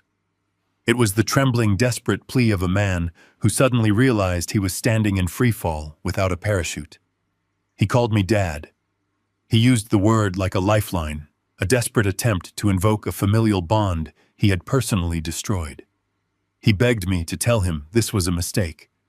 He asked where the money in the emergency account had gone. He asked why the leasing company had just called him to repossess his vehicle. He begged me to come back and fix the situation before his career was permanently ruined by the angry people standing in the hallway. I listened to his panic. I felt no pity. I felt no paternal urge to soothe him. The man on the phone was a stranger who had tried to harvest my wife's dignity for a promotion. I answered him with the same flat, transactional tone I had used with his wife. I told him that an auditor's job is to identify fraudulent assets and eliminate them from the ledger. I told him that he had chosen to treat his parents as disposable resources, and the resources had simply chosen to dispose of him. I informed him that the locks on the house would be changed by a security team the following morning. I advised him to gather whatever personal belongings he and his wife had left in the guest room and exit the property before the police were called to remove trespassers. Aaron tried to speak again. He tried to offer an apology, a chaotic jumble of excuses about pressure and stress and misunderstandings. He tried to claim that he loved us, that this was all a terrible miscommunication. I did not let him finish the sentence. I reached forward and tapped the red button on the digital screen. The connection severed instantly. The panicked voices, the desperate apologies, the ambient noise of a collapsing false reality, all of it was immediately cut off. The phone went dark. The only sound remaining on the balcony was the steady rhythmic roar of the ocean and the soft rustle of the tropical wind. I picked up my glass of wine. I looked across the table at Diane. She was staring at the phone, her hands resting calmly in her lap. A deep, profound peace had settled over her features. The heavy, invisible chain that had bound her to a lifetime of unappreciated servitude was completely broken. She reached across the glass table and took my hand. We did not need to discuss the phone call. We did not need to dissect the panic we had just heard. The ledger was balanced. The audit was complete. I squeezed her hand, raised my glass to the setting sun, and finally allowed myself to enjoy the warmth of the evening. The frantic noise spilling from the speaker of my phone shifted in tone. The high-pitched shrieking of my daughter-in-law was abruptly muffled. It was immediately replaced by the heavy, aggressive sound of a sudden physical scuffle. I watched the live security feed on my high-definition tablet. Aaron stepped forward and physically snatched the phone from Megan's trembling hands. He brought the device to his face. His knuckles were white against the dark plastic casing. His jaw was clenched with the familiar, arrogant tension he always used to intimidate his corporate subordinates. He did not ask what was happening. He did not inquire if his mother was safe or if we had suffered a medical emergency. He immediately launched into a barrage of furious, entitled orders. He barked into the receiver. His voice echoed loudly in the barren dining room, bouncing off the cold drywall. He demanded that I turn the car around this instant. He demanded that I drive back to the suburban house, apologize to his wife, and immediately rectify this catastrophic humiliation. He spoke with the blind, foolish confidence of a man who firmly believed he still held the absolute reins of power. He told me that I was jeopardizing his career. He told me that his in-laws were standing right there, and that my ridiculous stunt was making him look like a complete fool. He ordered me to fix it. He actually used the word order. I let him finish his frantic tirade. I let the silence stretch over the encrypted connection. I allowed the tranquil rhythmic sound of the Hawaiian surf and the gentle rustle of palm fronds to whisper through the speaker into that freezing, empty house. I wanted him to feel the absolute distance between us. I wanted him to understand that his commands were landing on completely deaf ears. When I finally spoke, my voice was entirely stripped of the fatherly warmth I had provided for 35 years. I spoke with the precise mechanical cadence of a veteran auditor delivering a final damning report. I told Aaron to stop talking. The command was soft, but it carried a weight that instantly severed his momentum. On the screen, I watched his posture falter. The aggressive forward thrust of his shoulders collapsed. He stood perfectly still in the center of the hollow room, waiting for my compliance. He was entirely unprepared for my execution. I informed him that our relationship was no longer a familial negotiation. It was a permanent financial eviction. I told him to look out the front window at the gleaming black luxury vehicle sitting in the driveway. I described the expensive leather interior and the polished custom rims. I reminded him how proudly he had parked it there to impress the wealthy people currently standing behind him. I kept my voice glacial and steady. I notified him that exactly 24 hours ago I had legally and permanently removed my name as the primary guarantor of that specific auto lease. I explained the immediate, unyielding consequences of that legal action. I told him that the dealership had already flagged the account for severe default due to his lack of independent credit. I informed him that by Monday morning, a commercial tow truck would arrive at his pristine corporate office to publicly repossess the machine he could never actually afford on his own. I wanted Megan's parents to hear every single syllable of his financial inadequacy. I watched the camera feed as the blood rapidly drained from Aaron's face. He opened his mouth to protest, to offer some frantic, rehearsed excuse, but I did not afford him a single second of grace. I moved directly to the most critical line item on my ledger. I told him that I had spent the last 40 years of my life tracking corporate thieves. I told him I had spent decades staring down men who embezzled millions while wearing expensive tailored suits. I told him I never expected to find a common cowardly thief sitting at my own kitchen table. I recited the exact dollar amount. I spoke the numbers, slowly enunciating every single digit of the sum he had systematically siphoned from Diane's medical emergency fund. I told him that he had actively stolen the money meant for his mother's surgical recovery simply to finance his pathetic illusion of suburban wealth. Through the speaker, the silence in that dining room became absolutely suffocating. The sheer moral bankruptcy of his actions hung in the cold, stagnant air. I watched Megan's mother physically recoil. She took a distinct, deliberate step away from Aaron, her face contorted with pure, unfiltered disgust. The wealthy investors Aaron was so desperate to impress were currently listening to the undeniable proof that their son-in-law was a common predator who robbed his crippled mother. Aaron's voice cracked. He stammered, attempting to formulate a lie, attempting to claim it was a temporary loan, a brief transfer, a terrible misunderstanding. I completely ignored his pathetic defense. I delivered the final fatal strike to his constructed reality. I told him that the financial safety net he had relied upon his entire life was completely incinerated. I informed him that the joint accounts were permanently frozen, drained, and securely transferred to an impenetrable offshore trust. I told him that my last will and testament had been completely rewritten and legally certified by my attorney. I explained that the extensive estate he had been waiting to inherit, the wealth he felt so aggressively entitled to claim, had been entirely redirected. I told him the funds would go to a national foundation dedicated to protecting elderly victims from familial abuse. I told him he was excised. I told him he had been completely erased from our future ledgers.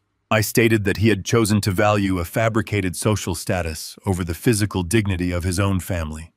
Therefore, he would now be forced to fund that empty status entirely on his own. I watched the high-definition tablet screen as the absolute finality of my words registered in his mind. The financial guillotine had dropped with a swift, clean strike.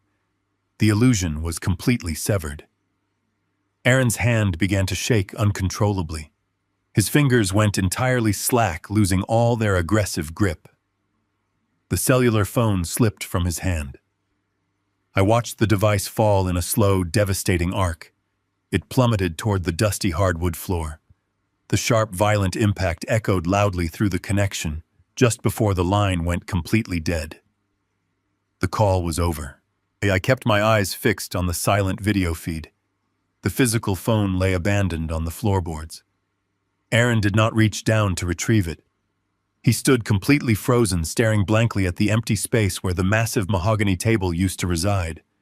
His arms hung uselessly at his sides. The expensive tailored wool overcoat suddenly looked far too large for his shrinking frame. Behind him, the entire dynamic of the room had permanently shifted. Megan stood with her hands covering her mouth, her eyes wide with a potent mixture of horror and profound social embarrassment. Her parents did not move to comfort her. They did not offer a single word of familial support to the man standing in front of them. Megan's father stared directly at Aaron. His expression was a flawless portrait of absolute unforgiving judgment. He was looking at a man completely stripped of his armor, a man exposed as a hollow bankrupt fraud. The majestic holiday gathering was completely destroyed. There would be no triumphant dinner. There would be no strategic corporate alliance forged over roasted turkey and expensive wine. There would only be the brutal, devastating reality of a man forced to explain to his furious wife and disgusted in-laws how he had managed to lose absolutely everything in a matter of minutes. I watched them stand in the freezing empty cavern of the dining room. They looked like strangers trapped in a museum dedicated entirely to their own failures. I reached out and gently closed the security application. The bright screen went dark, reflecting only the blue Hawaiian sky. The extraction was officially complete. I leaned back in the comfortable rattan chair. I closed my eyes and listened to the steady, peaceful rhythm of the Pacific waves rolling against the sandy shore. Diane rested her hand over mine. The air was warm. The ledger was clean. The future belonged entirely to us. 2 weeks drifted by under the warm, protective canopy of the Pacific sky. For George and Diane, the passage of time was no longer measured by frantic demanding deadlines or the heavy crushing expectations of ungrateful children. Days melted smoothly into one another, blending into a seamless, comforting rhythm of quiet sunrise walks along the pristine beach and warm evenings spent watching the tide roll in. The physical transformation in Diane was nothing short of miraculous. The rigid medical brace she had worn for painful months was discarded in the far corner of the closet, entirely unnecessary now that she was completely free from the brutal physical labor of maintaining a house she was despised in. She walked with a newfound lightness that brought a profound, deep ache of joy to George's chest. He watched her sip fresh local coffee on the balcony, her face glowing with genuine peace as the morning sun warmed her skin. They were healing in the quiet light, letting the salt air wash away the toxic, heavy residue of a lifetime spent trying to earn a love that was never truly theirs to claim. The days were theirs alone, dictated only by the rise and fall of the sun and the shifting ocean tides. In the digital ether, connecting the remote island to the bustling mainland, a graveyard of panic was slowly aggressively accumulating. George kept his cellular phone secured in the heavy mahogany desk drawer, checking it only once a day to ensure the legal barriers he had erected remained firmly intact. The voicemail inbox was a descending chronicle of absolute unfiltered desperation. The first few days featured Aaron demanding immediate explanations, his voice thick with the arrogant assumption that his father would eventually cave to his anger and return to fix the mess. By the second week, the tone shifted dramatically into panicked, breathless pleading. The digital messages piled up one after another, heavy with the frantic, sickening realization that the financial safety net was truly burned to ash. Megan left voicemails too, shedding her manufactured high society sophistication for raw, shrill hysteria. George listened to them with the dispassionate, clinical ear of a stranger evaluating a poorly performing asset. He did not feel the familiar painful pull of parental guilt. He felt nothing but the calm, solid certainty that he had finally done the right thing for his own survival. He deleted each message with a simple, quiet tap of his finger, refusing to let their chaotic noise infect his tranquil sanctuary. Back in the sprawling concrete maze of the city, the total collapse of Aaron's empire was unfolding with spectacular surgical precision. It happened on a crisp Tuesday morning, right in the middle of the crowded corporate plaza. Aaron had parked his leased luxury vehicle in the prime spot, strictly reserved for junior executives. He had walked into the towering glass structure, projecting the flawless, polished image of a man destined for the highest echelons of power. At exactly 10 in the morning, a heavy industrial tow truck rolled into the pristine corporate courtyard.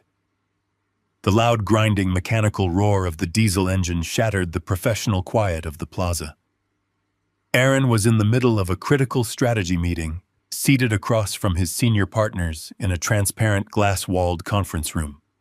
He watched in slow, horrified motion as the tow truck driver casually backed up to the gleaming black vehicle. Heavy metal hooks were loudly attached to the pristine undercarriage. Bright yellow warning lights flashed violently, reflecting off the polished office windows for everyone to see. Panic seized Aaron by the throat, suffocating him. He completely abandoned the meeting, sprinting wildly out of the conference room and rushing down the stairs to the plaza. He burst through the revolving glass doors, demanding the driver stop the repossession immediately. He shouted desperately about simple misunderstandings and temporary banking errors, attempting to blindly save face. The driver, completely unimpressed by the expensive designer suit, handed Aaron a laminated legal notice. The document explicitly detailed the severe financial default and the total permanent withdrawal of the primary financial guarantor. The chaotic scene drew a substantial, eager crowd. Junior analysts and senior partners alike gathered near the expansive lobby windows, watching the golden boy of the firm publicly stripped of his manufactured wealth. The hydraulic lift engaged, raising the luxury vehicle high into the air with a loud mechanical whine. Aaron stood on the cold concrete, paralyzed by the sheer magnitude of the public humiliation. The carefully constructed armor of his success had been ripped away in broad daylight, leaving him exposed as a complete fraud to the very people he had sacrificed his soul to impress. The public repossession was merely the opening act of his total, undeniable destruction. The true fatal blow came from the very network he had sold his parents out to secure. Megan's parents had spent the 2 weeks since the Thanksgiving disaster conducting a quiet, ruthless investigation into their son-in-law's actual finances. The empty, freezing dining room had completely shattered their trust, and the subsequent financial revelations turned their initial confusion into cold, calculating rage. They discovered the full extent of his dangerous leverage, the staggering mounting debts, and the absolute complete lack of independent capital. They realized with profound disgust that they had married their only daughter to a hollow man whose entire existence was secretly subsidized by the elderly parents he so openly despised. They did not call Aaron to express their disappointment or offer guidance. Wealthy people do not waste breath or time on fundamentally bad investments. They simply acted. Megan's father was a primary critical investor in Aaron's firm, holding substantial capital in several key portfolios. On Wednesday morning, the firm's managing directors received formal, certified notices of immediate withdrawal. The capital was pulled entirely without a single word of negotiation. The relationship was severed with brutal, unapologetic finality. The senior partners summoned Aaron to the top-floor executive suite shortly after the lunch hour. The atmosphere in the room was completely devoid of the usual fraternal warmth and corporate camaraderie. They informed him flatly that his personal financial instability and the sudden hostile withdrawal of his primary familial investors made him an unacceptable toxic liability to the firm. He was not offered a generous severance package. He was not offered a graceful transition period to save face or find other employment.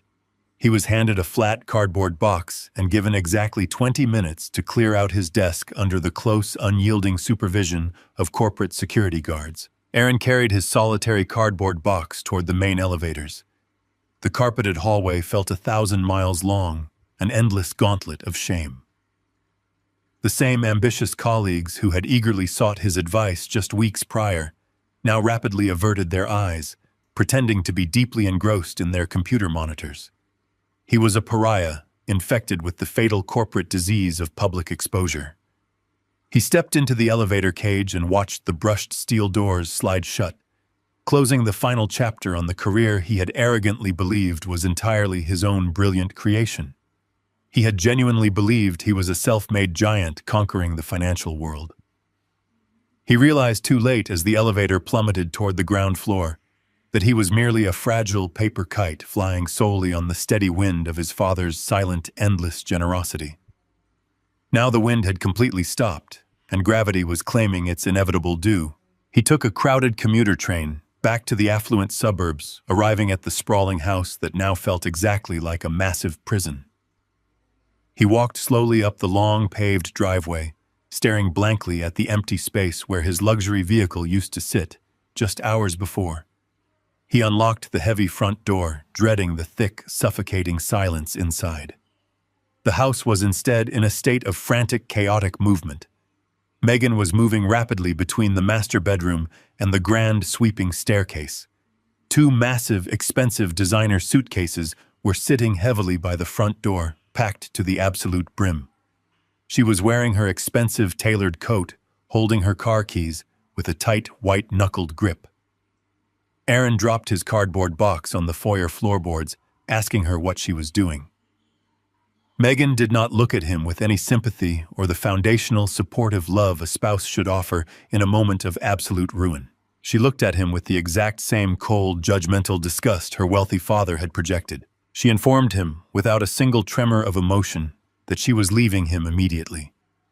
She told him that she absolutely refused to be shackled to a pathetic man who had lied about his worth and humiliated her family in front of their entire prestigious social circle. She declared firmly that she was returning to her parents' massive estate and that her elite lawyers would be contacting him by the end of the week to officially begin the divorce proceedings. She did not wait for his defense. She did not listen to his desperate, frantic apologies echoing through the hallway. She picked up her heavy bags and walked straight out the front door, closing it firmly and decisively behind her. The sharp metallic click of the deadbolt locking echoed loudly through the empty foyer. Aaron stood completely alone in the center of the massive mortgaged house he could no longer possibly afford to keep. He walked slowly into the formal dining room. The space was still painfully bare, the polished hardwood floors echoing his slow, heavy, defeated footsteps. He looked at the exact spot where his father's final white note had rested 2 weeks ago. He was entirely, completely, and utterly alone. The grand, flawless facade was thoroughly annihilated, crushed into dust under the immense heavy weight of its own vanity.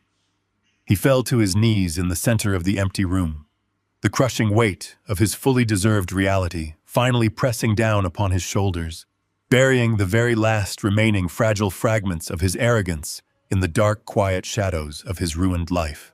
3 weeks after the flight to Maui, George and Diane finally returned to their suburban home. The heavy wooden front door swung open to reveal a house that had been entirely purged of its former toxic weight. The air inside was crisp and clean, carrying the sharp, distinct scent of fresh winter pine and the lingering cold of a building left to sit in absolute stillness. There was no trace of the manufactured holiday panic that used to infect these walls. Diane walked into the empty foyer, dropping her travel bag on the polished floorboards with a quiet thud. She did not immediately rush to check the kitchen or inspect the surfaces for dust. She simply stood in the center of the room, breathing in the quiet tranquility of a space they had successfully reclaimed. George locked the door behind them, letting the solid metallic click echo through the hallway. He felt a profound sense of closure wrapping around him, like a heavy protective coat. They spent the first few days settling back into a routine dictated entirely by their own desires. They drank coffee in the morning light, watching the frost melt off the bare branches of the oak trees in the backyard. They read books by the fireplace, listening to the gentle crackle of burning wood instead of the shrill, demanding ring of a cellular phone. The massive empty space in the formal dining room remained exactly as they had left it. It was a beautiful, silent monument to their liberation. George had no intention of buying another mahogany table. He preferred the open room. It served as a daily reminder of the heavy burdens they no longer had to carry. The peace was absolute and uninterrupted until late Thursday afternoon. The sky outside had turned a bruised shade of violet as the winter sun began to dip below the neighborhood rooftops. George was in his study reviewing his updated financial portfolios when a heavy, desperate knocking echoed from the front porch. The sound was not the polite, measured rap of a delivery driver or a visiting neighbor. It was a frantic, hollow pounding. It was the sound of a man who had completely run out of options. George closed his laptop and walked slowly down the hallway. Diane stepped out of the kitchen, her eyes meeting his, with a silent, unspoken understanding. She did not look afraid. She simply nodded and stepped back, allowing him to handle the final piece of their necessary extraction. George approached the front door. He did not unlock the heavy brass deadbolt. He leaned forward and looked through the small glass pane. Aaron stood on the concrete porch. The physical transformation of his son was stark and undeniable. The polished, arrogant corporate executive who had confidently marched up these very steps on Thanksgiving Day was entirely gone. In his place stood a hollowed-out shadow of a man. His expensive, tailored wool suit was deeply wrinkled and stained with winter slush. His tie hung loosely around his neck like a broken leash. His hair was unkempt, and his face was drawn pale and lined with the heavy, exhausting weight of total financial ruin. He looked utterly broken, shivering slightly in the freezing wind. George opened the solid wooden door, but he kept the reinforced steel mesh screen firmly locked between them. The heavy metal grate served as a perfect physical manifestation of the boundary he had permanently erected. The freezing winter air rushed into the foyer, carrying the desperate scent of his son's panic. Aaron looked up. His eyes were wide and red-rimmed, swimming with unshed tears and the frantic energy of a cornered animal. He saw his father standing behind the steel mesh and immediately began to plead. Aaron spoke in a rushed, breathless torrent of words. He begged for forgiveness. He begged George to open the door and let him inside out of the cold. He claimed he had lost absolutely everything. He narrated his spectacular downfall in a frantic, shaking voice. He explained that Megan had filed for divorce and taken up residence in her parents' estate. He explained that her father had personally ensured he was blacklisted from every major financial firm in the city. He told George that his bank accounts were overdrawn, his credit was destroyed, and the leasing company was threatening him with legal action over the towed vehicle. He stood on the freezing porch, crying openly, describing how he had been sleeping in a cheap motel until his last remaining credit card was finally declined. George stood perfectly still behind the metal mesh. He listened to the pathetic litany of failures without a single trace of paternal sympathy. He watched the man who had happily planned to strip his mother of her dignity, to secure a promotion, now beg for a warm place to sleep. Aaron realized his tears were not generating the desired effect. He quickly shifted his strategy, leaning closer to the mesh screen and attempting to shift the blame entirely onto others.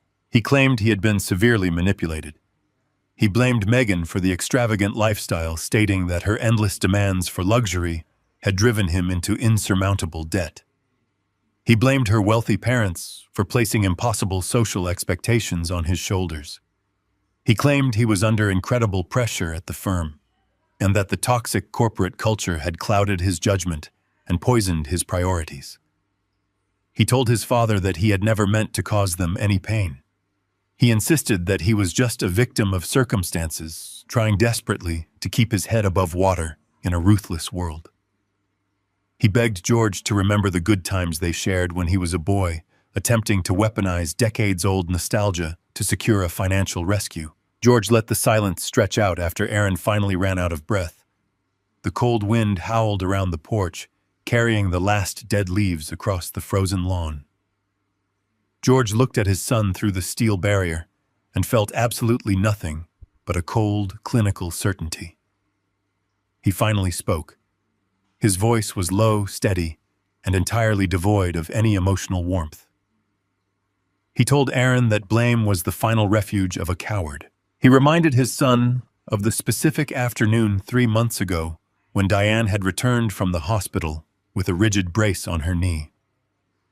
He reminded Aaron that instead of asking about her surgical recovery, he had immediately demanded a physical check to cover the deposit on a luxury vacation rental. He reminded his son of the sneer on his face when Diane admitted the pain medication made her too tired to cook a formal dinner.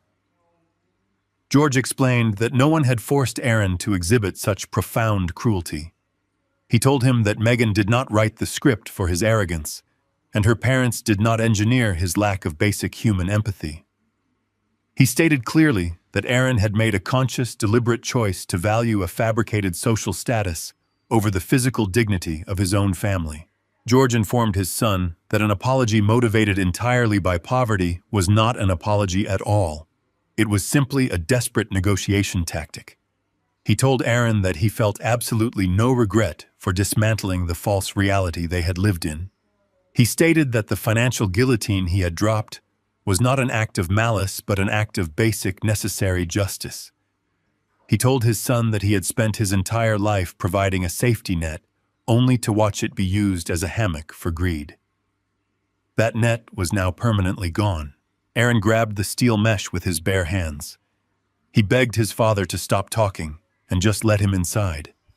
He cried out that he had nowhere else to go and that he was completely out of options. George did not flinch. He slowly reached into the inner pocket of his heavy cardigan and retrieved a thick, bound leather ledger. He had spent the last 2 weeks in Hawaii meticulously compiling this specific document. It was a flawless, exhaustive accounting of their entire financial history over the past 5 years. George stepped closer to the door. He slid the heavy leather ledger through the wide brass mail slot located near the bottom of the doorframe. The book fell onto the frozen concrete porch, landing right at Aaron's expensive, ruined shoes. Aaron looked down at the object in total confusion, quietly demanding to know what the book was meant to represent. George spoke with the absolute authority of a man who had finally balanced an impossible equation.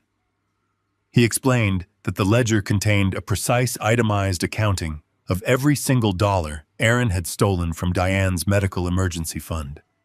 He explained that it detailed every fraudulent credit card charge, every subsidized rent payment, and every luxury purchase secretly financed by his parents' retirement savings. The math was exact and undeniable. George delivered his final condition. He told Aaron that the door to his home would remain permanently locked until the balance in that ledger was fully restored. He told his son to take the book to find a job to rent a cheap apartment and to begin the long, difficult process of earning a living with his own two hands. He instructed him to work until his hands bled and his pride was completely broken. He stated that once the stolen funds were entirely repaid down to the very last cent, they could perhaps sit down and discuss the concept of earning respect. Aaron stared through the steel mesh, his mouth hanging open in silent, horrified disbelief. He finally realized that there was no hidden reserve of parental mercy left to exploit. The soft, comfortable cushion of his childhood was replaced by the harsh, unforgiving concrete of absolute accountability. George did not wait for a reply. He reached out and grasped the heavy brass handle of the inner wooden door. He looked his son in the eyes one last time, offering no final words of comfort or encouragement. He pulled the heavy door shut. The solid thud of the wood meeting the frame resonated with profound finality. The deadbolt slid into place with a sharp metallic snap, sealing the house away from the cold and locking the darkness out on the porch where it belonged. Aaron gripped the freezing metal of the security screen with both hands. His knuckles were bone white against the dark mesh. He pressed his face close to the wire barrier, trying to peer into the warm hallway. He was entirely stripped of the polished corporate veneer that had defined his existence for the past decade. He looked frantic and fundamentally hollow. His expensive tailored wool suit was deeply wrinkled and stained with the dirty slush of the city streets. His silk tie hung loosely around his neck, resembling a broken leash rather than a symbol of power. He shivered violently in the biting winter wind. He began to speak in a rapid, unbroken stream of desperate syllables. He invoked the concept of family as if it were a magical incantation that could instantly erase the monumental damage he had caused. He used the word blood repeatedly, trying to tether himself to a biological connection he had spent years actively exploiting. He claimed that he was just a young man who had made a series of terrible, cascading mistakes under immense pressure. He begged for a second chance. He pleaded for a quiet conversation inside the warm house. He promised that things would be completely different now that his demanding wife had abandoned him. He painted himself as a naive victim of her relentless ambition, completely ignoring his own willing, active participation in their shared cruelty. George stood perfectly still in the foyer. The cold winter air spilled through the open wooden door, biting at his face, but he did not feel the chill. He watched the tears stream down his son's pale face. He listened to the frantic, ragged breathing. He observed the entire performance with the detached clinical interest of a man analyzing a defective mechanism. For 35 years, the sight of his son crying would have instinctively moved him to immediate action. It would have triggered a deep biological imperative to soothe, to fix, to rescue, and to absorb the pain. That imperative was entirely gone. It had been surgically removed by years of quiet, consistent disrespect, and finalized by the theft of his wife's medical funds. George looked into Aaron's eyes and saw absolutely nothing but raw, unadulterated self-preservation. Aaron was not crying because he genuinely regretted the profound pain he had inflicted upon his parents. He was crying solely because he had lost the luxurious financial padding that insulated him from the brutal consequences of his own actions. George did not raise his voice. He did not need to shout over the howling winter wind. He spoke with a quiet, devastating authority that cut effortlessly through Aaron's frantic pleading. He told Aaron to close his mouth and listen very carefully, because these would be the absolute last words he would ever offer him on the subject. He stated that the words family and blood were not magical shields that protected a person from accountability. He explained that a true family is built on a solid foundation of mutual respect and basic human decency. He reminded Aaron that he had consciously deliberately chosen to view his aging parents as disposable resources meant to be drained for his own social advancement. George looked at the trembling hands gripping the metal mesh. He told Aaron that he was not a victim of manipulation. He was a willing architect of his own destruction. George delivered the final unyielding truth. He told Aaron that a son who willingly trades his mother's physical health and comfort to finance a pathetic lie deserves to live entirely in the ruins of his own making. He reminded his son of the specific agonizing months Diane had spent walking with a rigid brace because her surgery funds had been secretly diverted to pay for a luxury vacation rental. He stated that a man capable of such profound, calculated cruelty does not deserve the warmth of a family home. He told Aaron that the bound leather ledger resting on the frozen concrete porch contained the exact precise accounting of every single stolen dollar. He stated that the ledger was now the only connection that existed between them. He demanded full total repayment of the principal and every cent of the interest. He explained that until the debt was entirely cleared, the door would remain permanently sealed. Aaron opened his mouth to launch another desperate volley of excuses. The words never materialized. George reached out and firmly grasped the heavy brass handle of the inner wooden door. He did not hesitate. He did not offer a final comforting glance or a lingering look of regret. He pulled the thick oak door shut with a smooth, practiced motion. The heavy wood met the doorframe with a solid, definitive thud that resonated with absolute finality through the quiet foyer. George turned the brass deadbolt. The sharp mechanical click echoed loudly in the silent space. It was the sound of a permanent boundary being locked into place. It was the physical manifestation of an impenetrable psychological wall that would never be breached again. George stood in the hallway for a long moment, letting the absolute quiet of the action wash over him. The frantic, desperate energy that had contaminated their front porch was entirely sealed away forever. He walked into the darkened living room and stood by the front window looking out through the sheer linen curtains. The streetlights cast long, pale shadows across the frosted lawn. He watched Aaron stand on the porch for several long minutes, staring blankly at the closed door. The crushing realization of his total permanent exile was finally sinking into his bones. His shoulders slumped forward in absolute defeat. He turned slowly and walked down the brick steps. His expensive leather shoes slipped slightly on the icy driveway. He moved with the heavy, dragging gait of a man carrying the full, crushing weight of his own failures. He walked down the quiet suburban street, heading away from the only true safety net he had ever known. George watched him until his figure disappeared completely into the dark, freezing evening. He felt no urge to call him back. He felt no lingering ache of parental failure. He felt only the clean, sharp clarity of a necessary amputation. George turned away from the window and walked back down the hallway toward the kitchen. The atmosphere in the house had completely transformed. The lingering scent of cold air and panic was gone, replaced by the warm, comforting aroma of fresh pine and simmering tea. He stepped into the kitchen and stopped in the doorway. Diane was standing by the marble counter. The rigid, painful medical brace was gone. She stood perfectly straight, her posture naturally graceful and entirely unburdened. She was moving with a fluid, effortless ease that he had not witnessed in nearly a decade. The agonizing physical tension that used to grip her spine during the holiday season was completely eradicated. The funds had been restored to her account, and her surgery was already scheduled for the following month. She was carefully arranging a bundle of vibrant, colorful wildflowers in a simple, tall glass vase. The bright yellow and purple petals stood out beautifully against the clean, modern lines of the kitchen. She looked up as George entered, her eyes bright and entirely clear of anxiety. George walked across the room.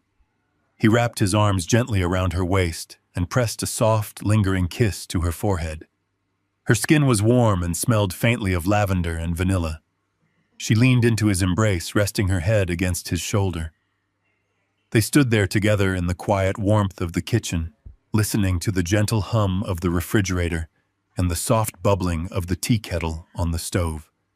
The massive, oppressive dining room table was gone.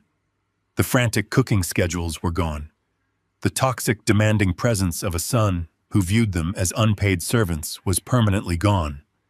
The house felt massive and airy, breathing with a new, revitalized energy. George took the 2 small porcelain mugs of hot tea and carried them over to a small, intimate wooden table positioned right by the bay window. It was a modest round table meant exclusively for 2 people. Diane brought the glass vase of wildflowers and placed it right in the center. They sat down together, looking out at the quiet, frozen backyard, bathed in the silver light of the winter moon. The house was completely silent.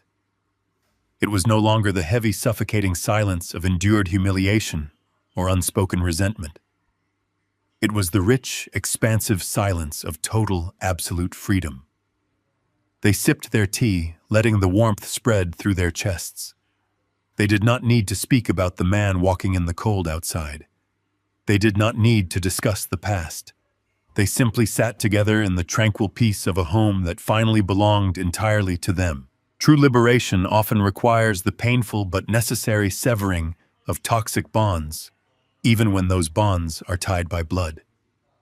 The story demonstrates that enduring silent abuse for the sake of familial harmony only breeds further exploitation and degrades one's own dignity. When a person consistently chooses greed and social climbing over basic human respect, they forfeit their right to compassion. By establishing absolute, unwavering boundaries and demanding strict accountability, an individual can reclaim their peace, their health, and their future. True family is defined by mutual care and respect, not by endless, unreciprocated sacrifice. If you found this story of reclaiming boundaries inspiring, please share it with someone who might need the courage to stand up for themselves today.